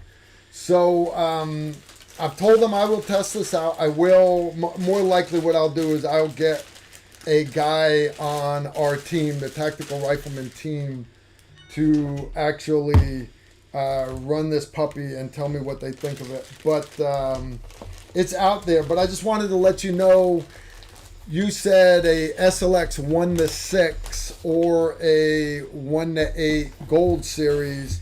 They have a SLX 1 to 10 series right now, guys. It's 1 to 10. So it's 34 millimeter rings. That adds up. It does. But again, to mirror what Steve's saying, if I know I'm going to be out somewhere, yeah, you need to have magnification sometimes, because it's not just that you can see and engage something. You can do that with iron sights. You have to be able to tell, is it actually a target that warrants deadly force? All right, what is that? But by me being able to zoom in, shit, that's the guy's foot under the car. He keeps popping up and shooting at me. I can't time that head, but if I can zoom in, hey, that's a foot. That's not a rock. That's actually his boot to the side of the tire. The guy's got bad awareness of where his feet are. I have ID'd it because I was able to go up to 8X or 10X. You take that precise shot. Remember, it's not making you more accurate. It's not. But it's allowing you to see and have better situational awareness on the battlefield at distance. Take that foot, because then when he falls down, nobody lays on their sides. They lay on their back. And when he's laying on his back, all that sweetmeat's exposed. Then you get between the plates, even with a 9mm. 9mm is not going through that plate. 9mm easily goes through the side. Easily goes through. Nobody runs side plates. Overseas, maybe, not back here. Urban grazing fire. Yeah. All right. Yeah. So again, dude, you'll have to make that decision. Steve, we are at 8:30. All right. Here's what we're gonna do, guys. At 9:00, we are gonna do a giveaway. And what are we giving away? I appreciate you asking. Yeah. So you guys know my EDC pistol. I'm not allowed to play with it here because we are on a live stream, and live YouTube won't let me even touch fake guns. You guys know on my church pistol, I run, because I'm a big believer in you need to have a weapon light on your pistol. This shit that... Well, you know, I've got tritium sights now that allows you to see where the pistol's aiming. I need the light so I can determine, is it a threat? Is it not a threat? It's a threat that warrants deadly force. So, and don't get me wrong, I don't want to turn the light on. I don't want to. If I can use a street light or something like that, cool. But middle of a movie theater, dark restaurants, in that skyscraper when all the lights go off, rolling blackout, whatever, I need to have the ability to use a weapon light. So, you guys know I love Surefires. I run Surefires on everything except my my church pistols, your Glock 42, 43s, your 43X, your Glock 48s, your SIG 365s. Your Springfield Armory PDS. Yeah, the small guns. What I found, and I've been running it for 10 years now, is this is called the Crimson Trace, and what it is, it has a light. It also has a laser. Now your pistol does not even have to have the rail on it, because a 43X does not. This one will fit a Glock 43, a Glock 42, or 43X, and Glock for Glock full size or compact, and it'll fit all your Glock 17s, 18s, 19s, G22s, 23s, 24s, 20s. Yeah, you guys get the point. I like it because, dude, literally, it's never let me down. Crimson Trace, famous for their lasers. I'm not a big laser guy. There are times to use a laser. I got that. I'm more important that it has a light. Now, I use the laser in training a lot. It's great for different teaching things, but I mostly just run the light on this thing. They do batteries for life. It runs off of a CR2 battery. You'll get about a year out of it. If you don't train in the dark very often, I train in the dark a lot. So I have found I get 3 to 4 months out of a battery. No big deal. Send them an email. They send you a brand new battery in the mail. I don't bug them anymore because it's $4. I go down to Ace Hardware and I buy my new CR2 battery. I keep 2 spares in my gun bag. And anyways, I love these things. So I asked Joe the Knife Guy. He's like, hey, Carl, let's do another giveaway. I'm like, okay, Joe, what company would you like to promote? He's like, how about Crimson Trace? Okay. So should I put this one on my gun and give you guys my 10-year-old one and maybe like autograph it and you guys say, oh, this was Carl's? Yeah, that'd be wrong to do that. I wish you could see all the wear and tear on mine. Maybe I'll pull it out here later for you guys. So anyways, we're going to do the giveaway. We're going to draw at 9 o'clock on the dot. This thing is totally badass. Box is unopened, guys. Box is unopened. Completely unopened. I want to thank Joe, the Knife Guy. You guys, to win, you've got to put the word Jeep. Jeep. Jeep. Put the word Jeep in the chat room. You can enter a maximum of 3 times. And we'll put you in the drawing. We're going to draw it at 9 o'clock on the dot. Half an hour. A little less than half an hour. 27 minutes. We'll draw it in 27 minutes. I cover the shipping. No big deal. I want to thank Joe the Knife Guy and Crimson Trace for giving us this for a giveaway. It's not junk off the shelf. This literally just came in the mail on... it showed up last Tuesday. I didn't get it until after the live stream, though. Why did I pick the word Jeep? I love my Jeep. No, because tomorrow morning Me and my blushing bride, we are jumping in my Jeep, and we are going to the 2022 Jeep Invasion in Pigeon Ford. It's up in the Smoky Mountains. It's right near Gatlinburg, so you got Dollywood and everything. They do a bunch of big car shows up there. But this Jeep Invasion, there's supposed to be like thousands and thousands and thousands of Jeeps there. I've never been to one. I figured, but I love my Jeep. I was invited by a couple of my patrons, Toby and Karen. They're also very big Jeep enthusiasts. They're like, Carl, you would love this thing. All kinds of vendors and everything there. So I'm bringing a stack of Tactical Rifleman stickers, bunch of patches. I'm not going to wear a TR shirt. I'm going to just try to blend in. Maybe one day I'm going to wear my Tactical Rifleman shirt. That's when I go around to all the vendors there and ask them if they want to help sponsor me on my trip to Moab and Rubicon. But anyways, if you're out there, please stop by, say hi to us. It's going to be a great, great time. I'm looking forward to getting the wife out and away for a while. She needs to relax. And we're not going to do no crazy rolling off the side of the mountain, nothing like that. I got a nice cabin. We're renting a cabin with a hot tub. And we're going to have us a good time. So, anyways, yeah, you see the grease under my fingers? Yeah, why? Because I had 3 or 4 lights that weren't working. I had to trace electrical. I pulled the seats and the carpet completely out of the Jeep, pressure washed the whole thing.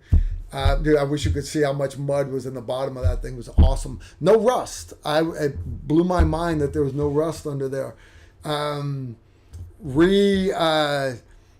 Rattle canned it, cleaned it all up, taped and insulated all the wiring and everything. Put new carpet in, and there's no way you could clean that carpet. I wish you could see how bad it was. You'd be like, man, that's some Afghani stuff going on right there. And then clean the seats, put the seats back in, put new seat covers on. So my Jeep, it's not a mall crawler. It's not going to look pretty at a car show. It's definitely not. My Jeep has, it's been to Moab. It has been underwater up to the center of the steering wheel 4 times. It has been through some squirrely stuff. Why? Because it's mine. So anyways, but it's as clean as it's going to get, honey. If I know you're watching, I did the best I could. But my Jeep is running great. And, you know, I actually won that Jeep in a shooting competition with Jeep and Maxim Magazine put it on in 2010 before I retired. It was called the Maximum Warrior Competition. It was 4 Marines, 3 SEALs, Air Force fighter pilot, guy from Delta, and 1 crusty old sergeant major with a broken trigger finger. I had smashed it with a sledgehammer 2 days before. Anyways, long story short, I ended up winning the Jeep, and it's become my toy. I have a good time with it. My patrons support me in my Jeep. No, Mickey. Yeah, everybody's saying there's 3 feet of water actually down the middle of Main Street in Moab, Utah right now. They've had flash floods. No, Mickey, I'm not putting 40-inch tires on my Jeep. I'm not at all. Doing giveaway, don't leave it too late. All right, I'll tell you what. Let's do it at 8:45 instead. Let's do it at 8:45. You guys have been good. I'm not going to make you wait. All right, yeah, we'll do it at 8:45. Why make you guys wait? You got time? Jeep. Mickey is actually doing the trip. He just texted me. Mickey is my running buddy, my sister vehicle. If you're going to go on trips, he's coming with me on our trip to the Rubicon and also Moab. We're going to go spend I'm going for 16 days. And why am I throwing that out there? I don't know if you guys can see it up here. I got to go up a little bit more. Can you guys see that patch? Right there. That is our Tactical Rifleman Overland sticker. And anybody that wants to go with us, you're welcome to come. So do you have a Jeep? It'd be better if you had a Jeep. But let's say you've got a decked out Tundra or a Taco or whatever, or if you got a Jeep and you want to go, you do not have to come to Kentucky. Mickey is coming all the way from Tampa, Tampa, Florida, and we are going to go basically from Tampa, Florida, all the way. We're going through Wichita, Kansas, all the way across Colorado, and we're going to get up into the mountains, Moab, Utah, stay there a few days, have a great time. Then we're going to go from there to Lake Tahoe, and we're going to go do the Rubicon Trail. That takes 2 days, and then from there we're going to go back to Moab. We're going to spend the rest of the time in Moab, and we're going to be going all over, hitting trails wherever. So the reason why I'm saying that is, why do I like off-roading? Carl, you're a gun guy. I'm actually not a gun guy. I'm not. What I am is I'm a retired Green Beret. I'm a fag. I'm a former action guy who believes in being prepared, and I was good at my job. So rather than me saying just retiring, growing old, and dying, everybody, my buddies would say, Carl, that's selfish. You need to be passing it on to the next generation. I love shooting. All right. I loved doing sniper operations. Watching a head come apart in the dark at 400 meters is one of those things you'll never lose that sight. It's a beautiful thing. But I love doing the survival stuff and the medical stuff and everything else. But there comes times when you need to unplug. The rat race in the city, dealing social media. We got to do this. We got to go to SHOT Show. You got to get on the airplanes. You got to be around human beings. You got to do this. You got to do that. And your head start. Sometimes, guys, it's just good to get out, go camping. If you don't have an off-road vehicle, I don't care if you drive a Mini Cooper or a Honda Accord. Get a sleeping bag, get a tent, go out, make s'mores with your friends, and you'll find all this shit on social media and the news doesn't matter. Now, one of the things I teach is on-road, off-road driving, and I'm an assistant instructor for the on-road driving part, but I enjoy teaching off-road driving, vehicle recovery, using the winches and the snatch blocks and just all kinds of different ways. How to patch a bullet hole in your radiator with your Leatherman. There's so many austere vehicle repairs, and this stuff is fun to teach. But anyway, so I enjoy doing this. So I'm going to unplug from the internet, and hopefully me and my son can get enough videos done by then. And you got 3 more minutes if you guys want to enter in the giveaway. The word is Jeep, Jeep. Get you entered for the giveaway of the Crimson Trace Light Laser Combo. So anyways, I'd like to unplug, guys. So I'm going to be gone. I said 16 days. I'm still going to do all the stuff for my patrons. I'm still going to do the Tactical Tuesday live streams. But I'll do them from my camper, the Wi-Fi in my little Hive camper. So, Steve, you got to miss a couple while I'm gone, man. Yeah, you'll survive. But, guys, if you want to come, it's not going to cost you a dime, but I'm not paying your gas. I'm not. You're welcome to come hang out with us. Mickey's coming. I think Mickey's putting 40-inch tires on his Gladiator. I think he's got 39s on him already. So he's gonna go from 39 to 40? I run, dude. That's an extra 20 pounds per tire. I run 35s. My Jeep will handle bigger tires. I got that. Maybe someday, but right now I can do everything with my 35s. So, and the 500 horsepower doesn't hurt either. It runs off a super unleaded. Yeah, my 6'4" Hemi, dude, is a monster.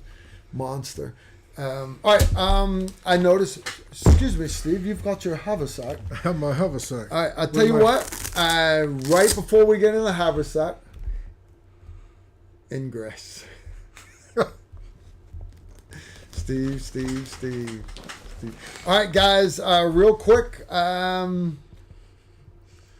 You need to oil your damn chair.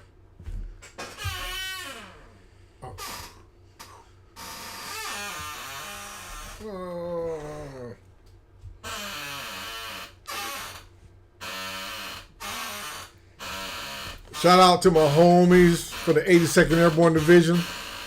Gillis Taylor, Billy Davis. Remind me to oil my chair, dude. Okay. I got some rim oil. Any good firearms guy should have some rim oil. You should have some rim oil. Oh, yeah. I'm going to ask Miss Britcher for the winner. Susan, if you would be so kind, let us know who the winner of the Crimson Trace light laser combo. Woo! Guys, unopened. Again, I want to thank Crimson Trace for donating this. Susan, do you have my avatar? Sounds like your knees. Yeah, guys, the orthopedic surgeon said I can finally get knee replacement for my left knee. I'm like, yeah, thanks a lot. I got too many classes coming up. All right, guys, we have a winner. It is Dave Gobelli. Gobelli, Gobeille. Dave Gobelli, if you are the winner, you are. I don't know. But you can let me know. How you do that is I need you to go to your homepage, take a picture of your avatar, and email it to tacticalrifleman1@gmail.com. Tacticalrifleman1@gmail.com. Tell me, this is your avatar, this is who you are, this is what you won, all right? And give me your mailing address, and then all I'm going to do is I'm going to forward your email. Once I verify you are who you are, I'm going to forward it to my son. It already has the box. He just needs to put the piece of tape over the top of it, and out it goes. Out it goes. All right. Dave, congratulations. Steve, I'm curious, but perhaps you could enlighten us on what you've got in that old haversack of yours. In the haversack, well, I was going to show my my sight that I use on my lever guns, because I'm not a owner of Premier Arms or Hollow Sun. You are not. I was going to show this. That's a SIG, ain't it? No, it's an aim point. This is an aim point. Are you sure? This is the one that I use on the lever guns and the pistol carbines. Okay. So now I get a chance to try one of the AR Premier Arms sights, and maybe one day I'll graduate to a Hollow Sun. That is an aim point. Mm-hmm.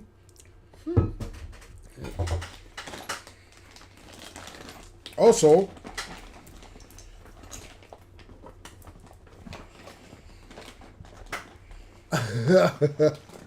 nah, the Chinese, they don't copy shit.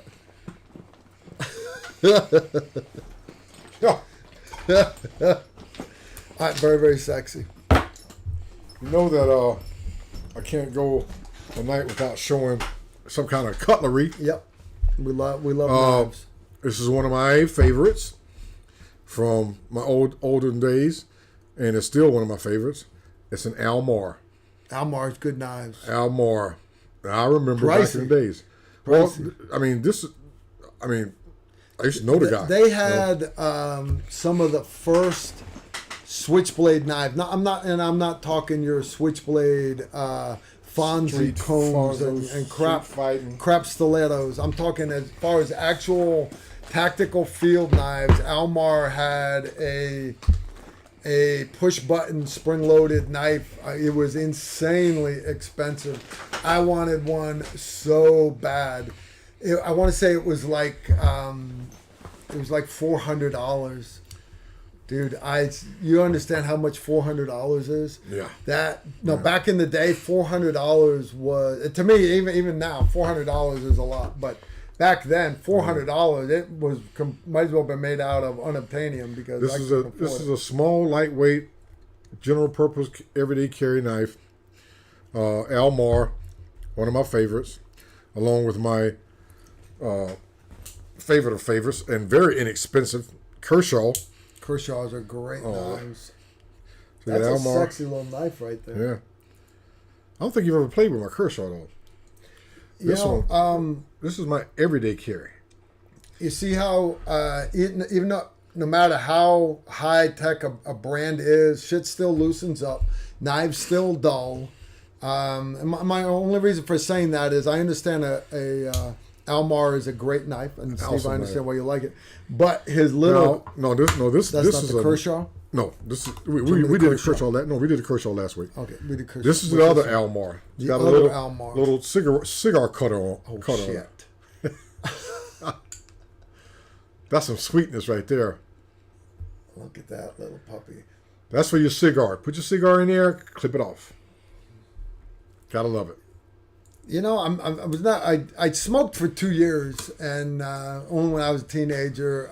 I quit while I was in Korea, of all places, my first duty station, because I realized I was only because the girls in the bars, they would always bub cigarettes off of us because they were American cigarettes. But it dawned on me that the only reason why I was smoking was to be cool. So I'm not a big smoker, but there's the exception to that, and at the end of a good combat op, the whole global war on terror, everything. Understand, guys, I had, it's actually on my DD-214, I got 72 months of combat pay. I want that to sink in, how many deployments. Because most of my deployments are like 3-4 months long. At the end of a good op, we'd come back in and somebody would always pull out cigars and a bottle of what we would drink was Chivas Regal. And we had a stack that was the hotness back then. We had a stack of 12 plastic shot glasses, little bitty shot glass. I think they're actually made for like ketchup or something from a restaurant, but they worked awesome. And we would do a shot and we'd smoke a cigar after a good op. Okay, now out of the haversack, guess what this is? This is... It's a combo. All right, guys, you see me. I actually run one of these. This is called the Warden. This right here, guys, if you're not familiar with this is the Surefire War Comp. All right, it is a flash hider. Why is a flash hider important? It keeps the bad guys from being able to see the flash. Yeah, but I mean, is it really important though? Because the reality is we're just all shooting our guns on Instagram and at the range and everything. So it's really not that important. It's better to have a muzzle brake that just puts all that sound to the sides, right? It gets rid of all the recoil. The reality is the 5.56 guns don't recoil bad. This is actually an option on the TR1 rifle. Why does the military run these? SOCOM run these. Why they have a flash? They have a muzzle brake version of it called the SOCOM, but. And they're both threaded the same, basically, for taking the Surefire mini suppressors. But why is this important? It's important. It still has the holes. It mitigates barrel rise and everything. But I encourage you guys to go online. We're actually at war, but our country's not at war. We're doing the proxy war thing right now. You can go online and watch gunfights happening in Ukraine right now.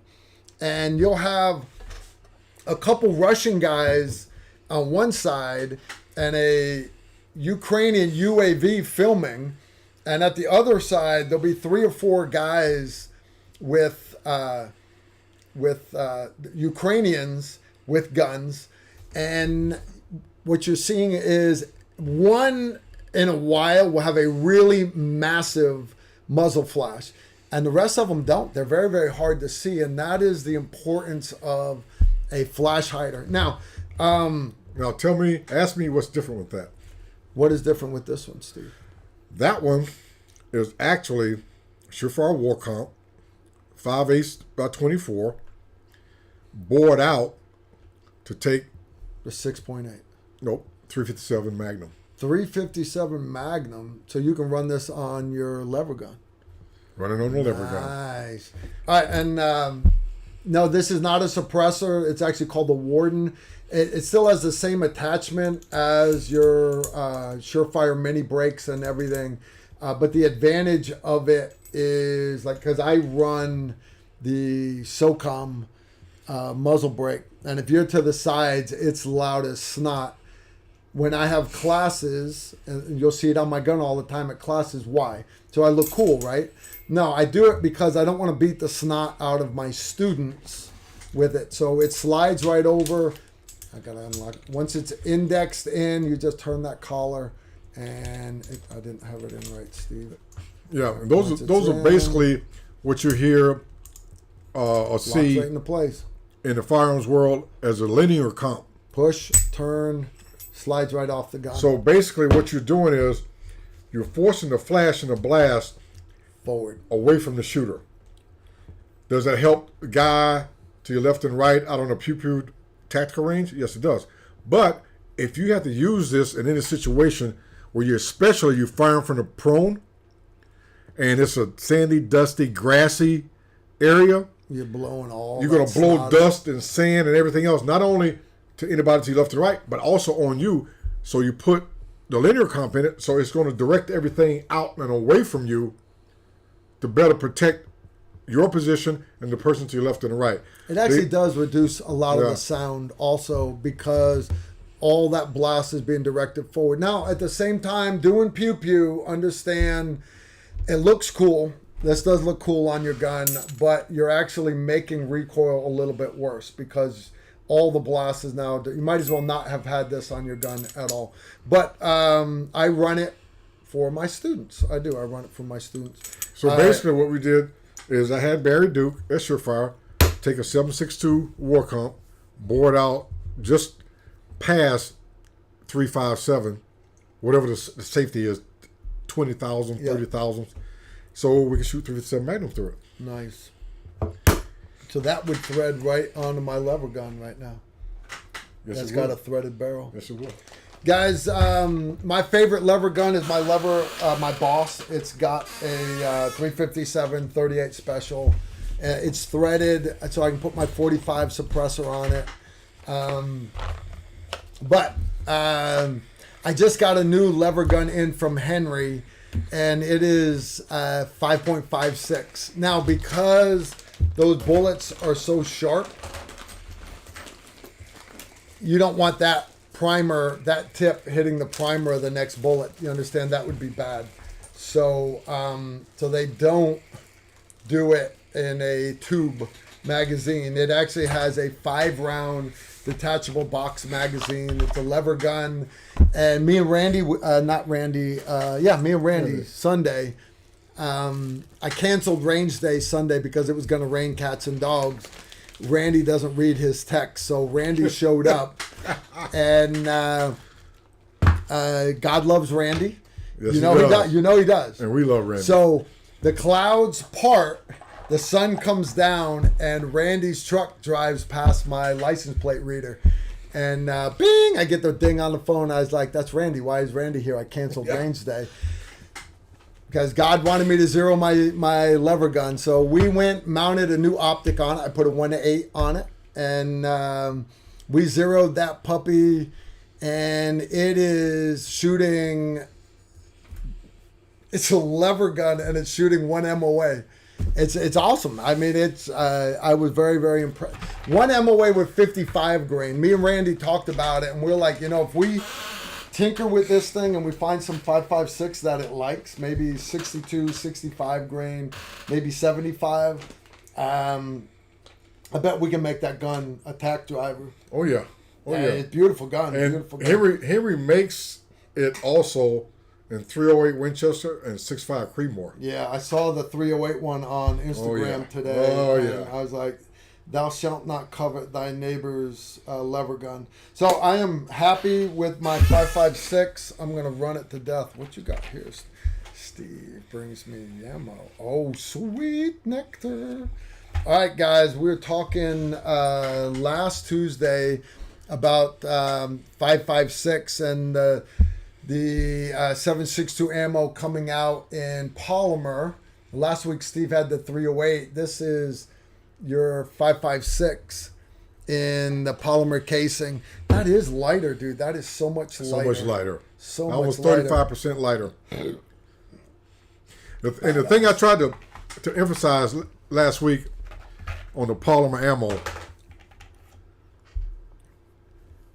If you have your standard plastic injection molding machine, same ones that make your phone case, your plastic for your water bottle, and let's say you're a country, an island country, like Australia or the Philippines.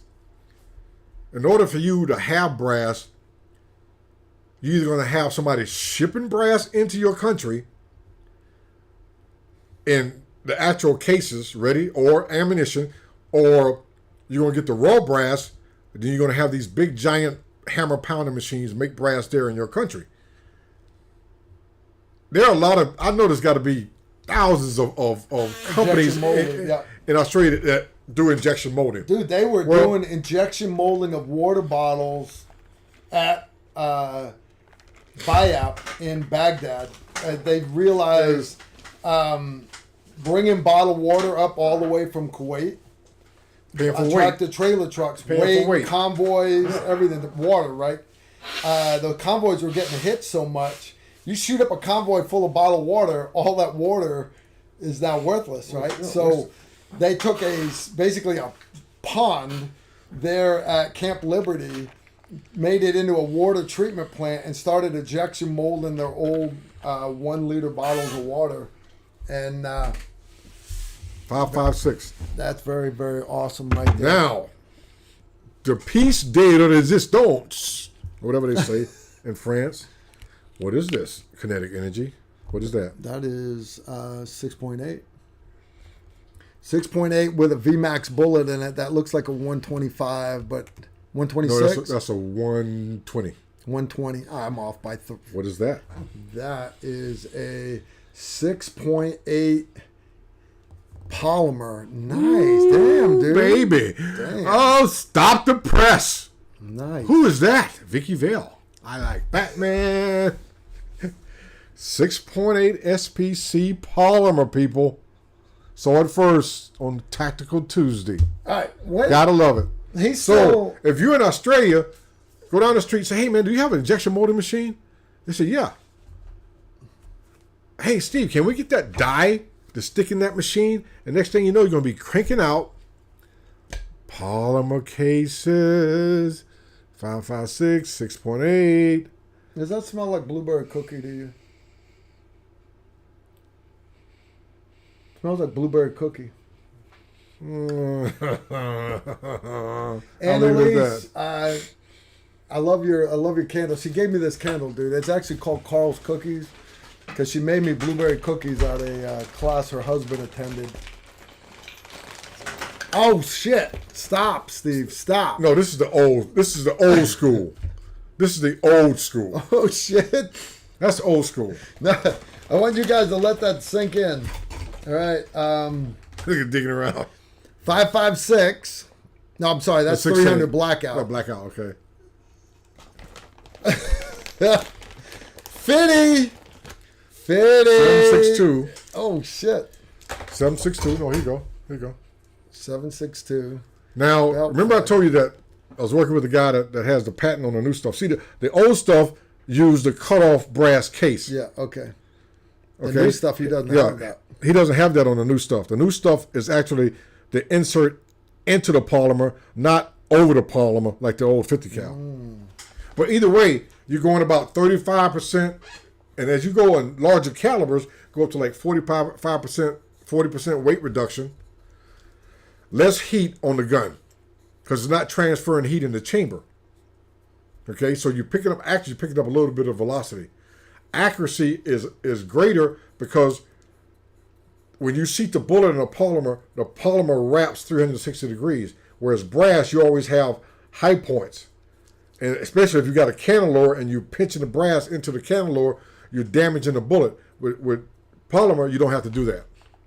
So if you want to see some really, really accurate 50 cal, go to polymer. And again, if you're a nation like Australia or the Philippines, and you got to ship in that brass, you're paying for the weight. And each one of those countries, I know they have injection molding machines. Yep. So it's just a matter of who's going to go first. Because I've got contact to the man. And the man wants to get this going so we can do some 6.5 Creedmoor. Now, he needs investors, doesn't he? Yeah, he needs investors. Now, he doesn't want a corporate America, though. So no, he's going through like 3 different iterations of the government, about 2 or 3 different iterations of corporate America, and each time the government funded him, but then they kind of shut him down because they wanted that LSAT ammunition to be successful. Mm-hmm. Yeah, the crap. Yeah, the telescoping ammo, which doesn't work in regular guns. Case telescope. So they basically like, here's a couple of dollars to keep it going, but they never funded him to the point where he could start processing stuff. Yeah. So a couple of other companies he worked with, they were trying to sell instead of quality. Oh, let's go. It's been 3 months. Let's go. It's been 4 months. Let's go. I said, dude, we're shooting men on angle right now with 5.56. Men on angle with 5.56 green tip, 62 grain green tip. Relax.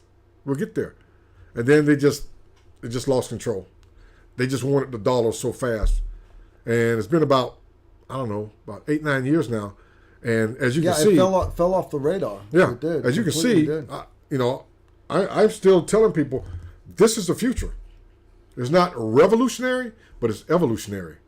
And if I had the coin, I would say, hey, man, let's go. And to top it off, you're going to love this. I got guys in the chat room that have pockets that are deeper than others. I got that.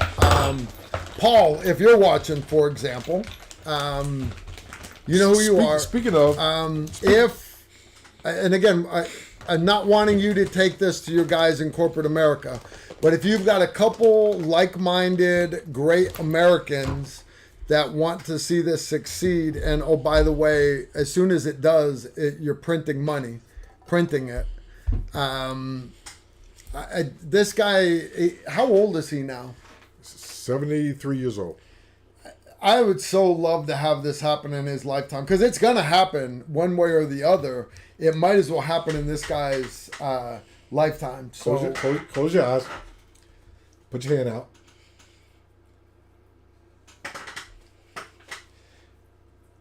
Talking about 38 special, 357 Magnum lever gun. That's 38 special. No shit. Very, very cool, guys. That is polymer. Oh shit! And it's polymer with no metal bottom. He's got a polymer rim on it. Metal bottom. Check that shit out right there. Why you, dude? I need a fucking job.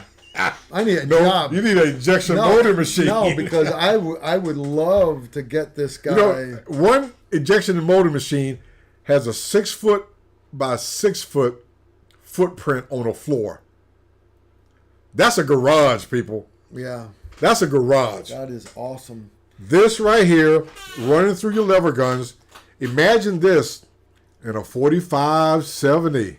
Guys, and I know a lot of y'all don't buy ammo, or a lot of you bought ammo and you've got it stockpiled and you're good to go, and you're so happy that you're not having to go try to find ammo right now. And I was the same way. I have... Is the phrase enough? I have enough 5.56. I have enough 9mm. I have enough 308. I have my 410 lever action, the X. I am literally out of 410 ammo just filming one video. My 38 special and 357 for my other lever gun, I can't find it. 300 blackout, I can't find it. 6.5, I cannot find it. Can't find it, guys. Can't find it. What's that one? 6.8? That's 6.8 and 38 special and a 357 Magnum. And the other one. Wow. 10,000 rounds in a standard injection molding machine puts out 10,000 cases per day. One machine. Do you need would it work in a Dillon 650, pressing it in? Yeah. I don't have the 338 Lapua with me, but Carl's got the pictures. I was shooting 338 Lapua polymer out of a Beret MRAD shooting a 250 grain bullet. I forget what the load was, but I wanted to see if you could reload it. So look at this and think 338 Lapua. I would take the cases. You guys that reload understand this. I did not have to full length size it. I did not have to neck size it. The polymer expands in the chamber, doesn't transfer heat, everything goes down range. Pop the primer, put a new primer in it, pour it in the set powder charge. The tension on the neck was tested by Crane. I forget what the foot-pounds were. The requirement for brass to hold that bullet was like 25 foot-pounds of pressure. The polymer was like 28 or 29. So all I had to do was put the powder in, press a bullet in, wow, and shoot it again. I shot the 338 Lapua Magnum, reloaded 5 times just to see, just to tell it, because I tell this guy, I said, man, I'm not saying I don't believe you, but he goes, here's the press, here's the bullets, right there on the range. I shot 5 rounds, put them back in the press, popped the primer, reseated primers in all 5, hit the powder charges in all 5, no full-length sizing, no case lube, no neck sizing, no reaming, reseated 5 more bullets, and shot the same groups again. Wow. I was amazed. And that one little 6 foot by 6 foot machine puts out 10,000 cases a day.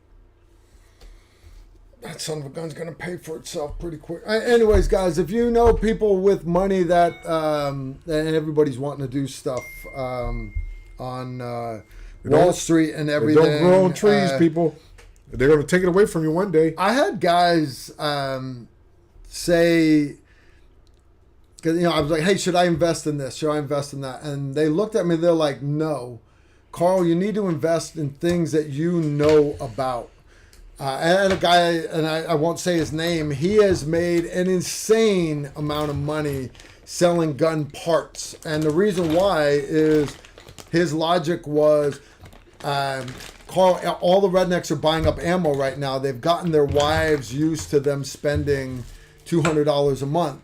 Well, after they've got enough ammo, they're still going to want to spend $200 a month, but now they're going to spend it on gun parts. And he's like, I know gun parts. He knew what to invest in, what not to. Guys that will invest in precious metals, guys that will invest in real estate, this, that, and the other. It doesn't do me any good to invest in real estate because I don't know anything about real estate. I just don't. So anyways, if this is your thing, he's like, I've got a injection molding guys for you. Bezzy, Safariland inventor, or one of his friends here in Florida. Actually, my guy lives in Florida. He's actually in Florida. So Jeff, reach out to me tomorrow. I'll see if I can make this party happen. All right, we've had a couple other questions come in. Can the polymer cases be reloaded? That's from Sherry Champagne. Yeah, we just beat that one to death, Erica. How does the polymer case not break when fired? It's supported on all sides by the chamber of the gun. Chamber wall. It's completely supported by the chamber. And yeah, a lot of people don't realize that the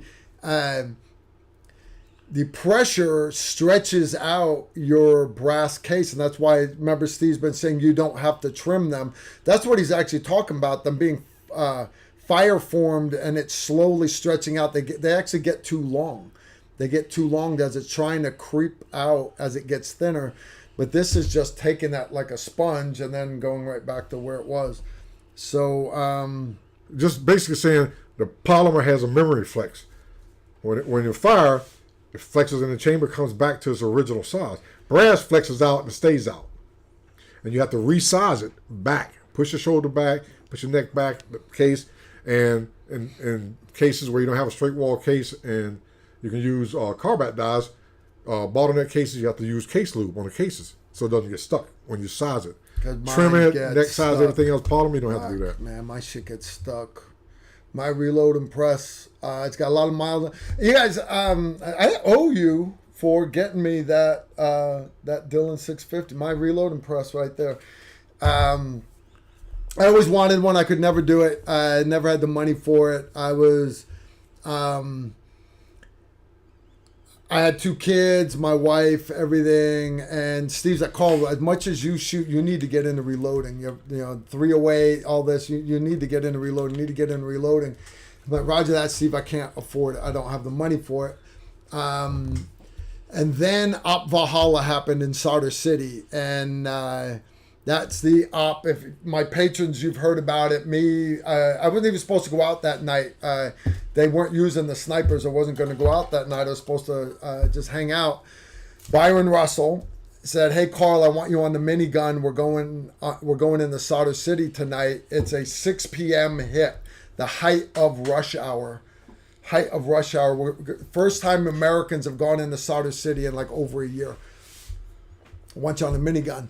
So, yeah, sure, why not, right? So, lead Humvee, and it was a great night. Last hit of the deployment.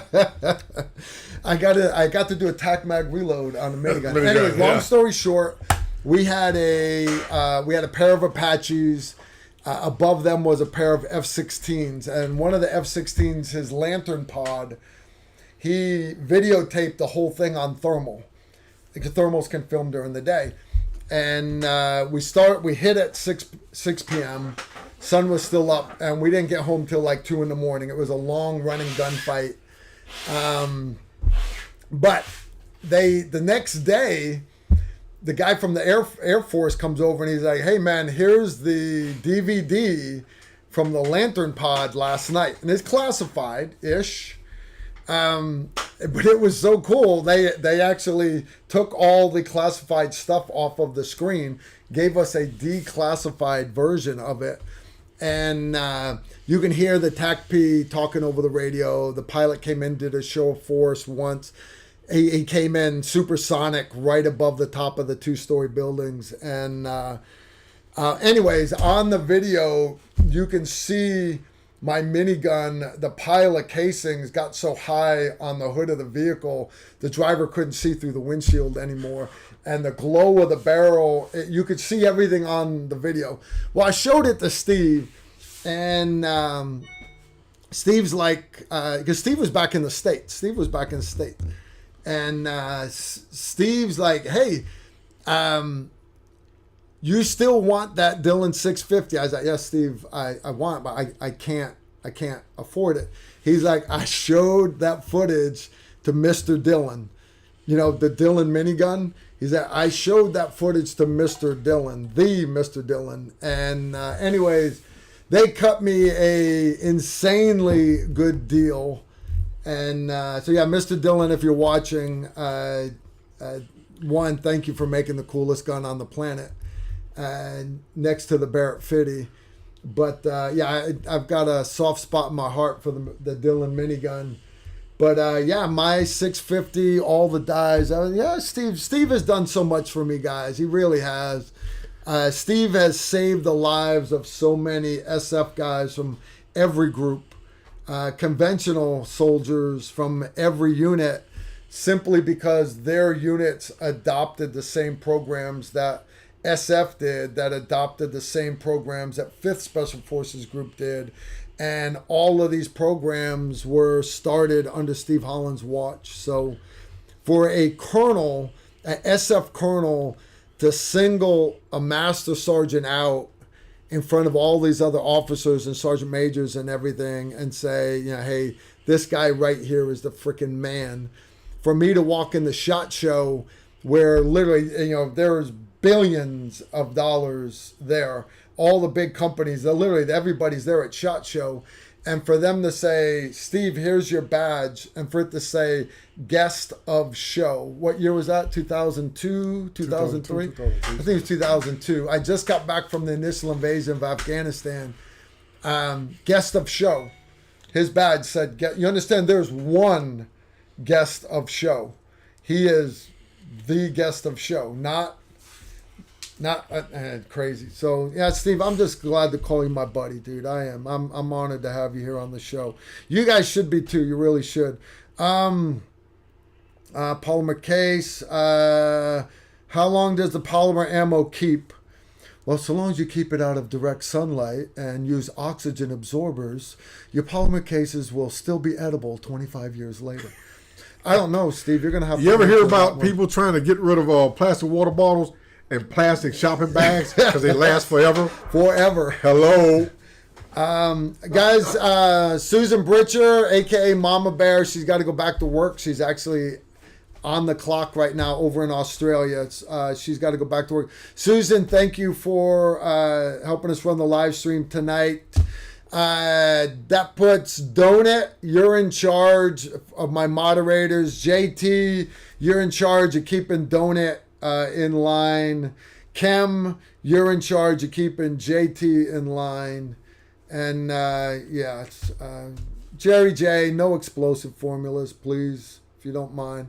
All right, guys. Wow, we're at 2 hours and 20 minutes. All right, we're gonna bring Steve back in, guys. I wanted to stop at about the 2 hour mark, but because I had two guests, I'll tell you what, we'll go two and a half, maybe 2 hours 45 minutes. Next Tuesday, I'm going to take my wife to the Jeep Invasion, Pigeon Ford in Tennessee. If you guys are around, you got a Jeep, I'd love to see you guys up there this weekend. As soon as I come home, I'm driving the Beast up to Chicago to drop it off because I need to have it bumper to bumper, everything double checked before I go to Moab and Rubicon. Understand me pulling my off-road camper all the way to California and back and doing all the off-road stuff. It has to be tip-top shape. So thank you to my guys up in Chicago that are going to take care of it. That's next Monday. I'm driving back next Monday because I've got a meeting Monday night. But then Tuesday, Steve already mentioned it. Next Tuesday, same bat time, same bat channel, right here on TR Live. We are going to be doing the same Tactical Tuesday live stream, but we're going to be doing it from the Leatherwood Distillery, owned and operated by 5th Special Forces Group veterans. Andy Lane, if you're watching, brother, I'm looking forward to getting down to your place, maybe do a couple of shots of your stuffage. And we're going to have us a great doing Legends of the Legion. There's so many great Special Forces Green Berets that have retired within driving distance. So it's an open bar. It's closed on Tuesdays, but if you guys are in the area, a couple hours driving, you want to come hang out with us at the Leatherwood Distillery, we'll make sure to get you guys the address out. But honest, we'll let you come in. You're welcome to come in, hang out with us, come shake some hands. Steve will give you a man hug. It'll wash off. But yeah, we're gonna have us a great time. That is next Tuesday. Gonna be a great time indeed. I'm excited to do it. And for my patrons that are out there, our Patreon course in November is completely sold out. I'm gonna let everybody that's on the wait list. I'm gonna let you all attend. Why? Because I love you guys. I do. If you guys don't know what I'm talking about, for my patrons on Patreon, they got great content. We do quick shooting tips, story time with Carl, question and answer video, Zoom live streams where you can actually see and talk to each other. It's cool, and more important, does two things for me. One, it helps to financially keep this channel afloat, because understand my videos get all demonetized now. Most of them do. Not making a dime tonight. You notice there's no super chat. YouTube won't let me do any of that. Can't do it. So Patreon helps me put my daughter through medical school. Help me keep Tactical Rifleman moving. But the other thing it's done is, honestly, this is not easy. It's really not. And I have times where I have bad days. I have times a lot where I have bad days. And my Patreon patrons, we have become a Patreon family, and they help me out. They do. They let me vent on them. They help me decompress. And for my patrons that are watching, sincerely, thank you guys for everything you do. Thank you for your support of Travis Hall also. Emery, just good stuff. Good stuff indeed. We're talking about the Leatherwood Distillery. We're gonna wrap this up. Here, we're already 2.5 hours in, Steve. Yeah, we're gonna wrap it up. TR Nation, I'm a jet. I got to drive, and so I'm gonna roll out. Dude, it has been awesome. Always, Thank Carl. you, Steve. Always, brother. You know that. Been always. awesome. And to you guys out there, the path of the righteous man is to be set on all sides by the iniquities of the selfish and the tyranny of evil men. Blessed is you, Tactical Rifle Nation. He can't remember the Blessed next is line. you. No, because I threw in the Tactical Rifle Nation part. Blessed is he who, in the name of charity and goodwill, shepherds the weak through the valley of darkness, because he or she is truly her brother's or sister's keepers and the finder of lost children. And Tactical Rifle Nation will strike down upon you with great vengeance and furious anger those who attempt to poison and destroy I can't remember the next line. our brothers. And you will know that he is the Lord when he brings his vengeance upon you through the Tactical Rifle Nation. Okay. I'm out. Guys, Steve got me the poster from the movie Pulp Fiction, and I hung it up. And the wig. He got me the wig and everything. Wig. I hung it up, and but right now it's actually rolled up behind the security camera thing. So Steve's trying to remember the lines. I couldn't help it. Well, I know the lines. Just I know you. Tactical Rifle Nation in there kind of threw me out. Blessed is he who, in the name of charity and goodwill, shepherds the weak through the valley of darkness, where he is truly his brother's keeper, and the finder of lost children. Not in 1911. They can rewind it. They're good. I need a 1911. All right, guys. I want to give another big shout out to this week's sponsor, Advantin. Yeah, that's me. Guys, this thing's badass for hunting. It really is indeed. It really is indeed. That bike's the one that folds in half. Guys, it'll run 40 minutes. Literally 40 minutes. 40 miles set on setting one. Thanks, brother. All right. Thanks for the scopes, Carl. Yep. Not 40 minutes, 40 miles. If you're pedaling, guys, you will get even longer indeed. You take care, Steve. Right. So if you're interested in one of these bikes, go to Advantin.com. I love mine, dude. I really do. And it brings a lot to the fight. It really does. So I've had a great time tonight. Appreciate you guys hanging out with me. It's always a pleasure here to hang out with you guys. Sincerely. If you're interested in taking classes, you guys can, you know the deal. Go to tacticalrifleman.com and you can pull up all of our classes there. And again, Leatherwood Distillery next Tuesday night. It's going to be awesome. Or it won't. I'll see you guys there. Y'all take care and shoot straight. Coming right there.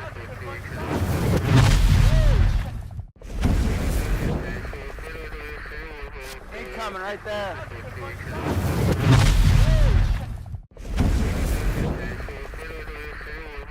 Coming right there.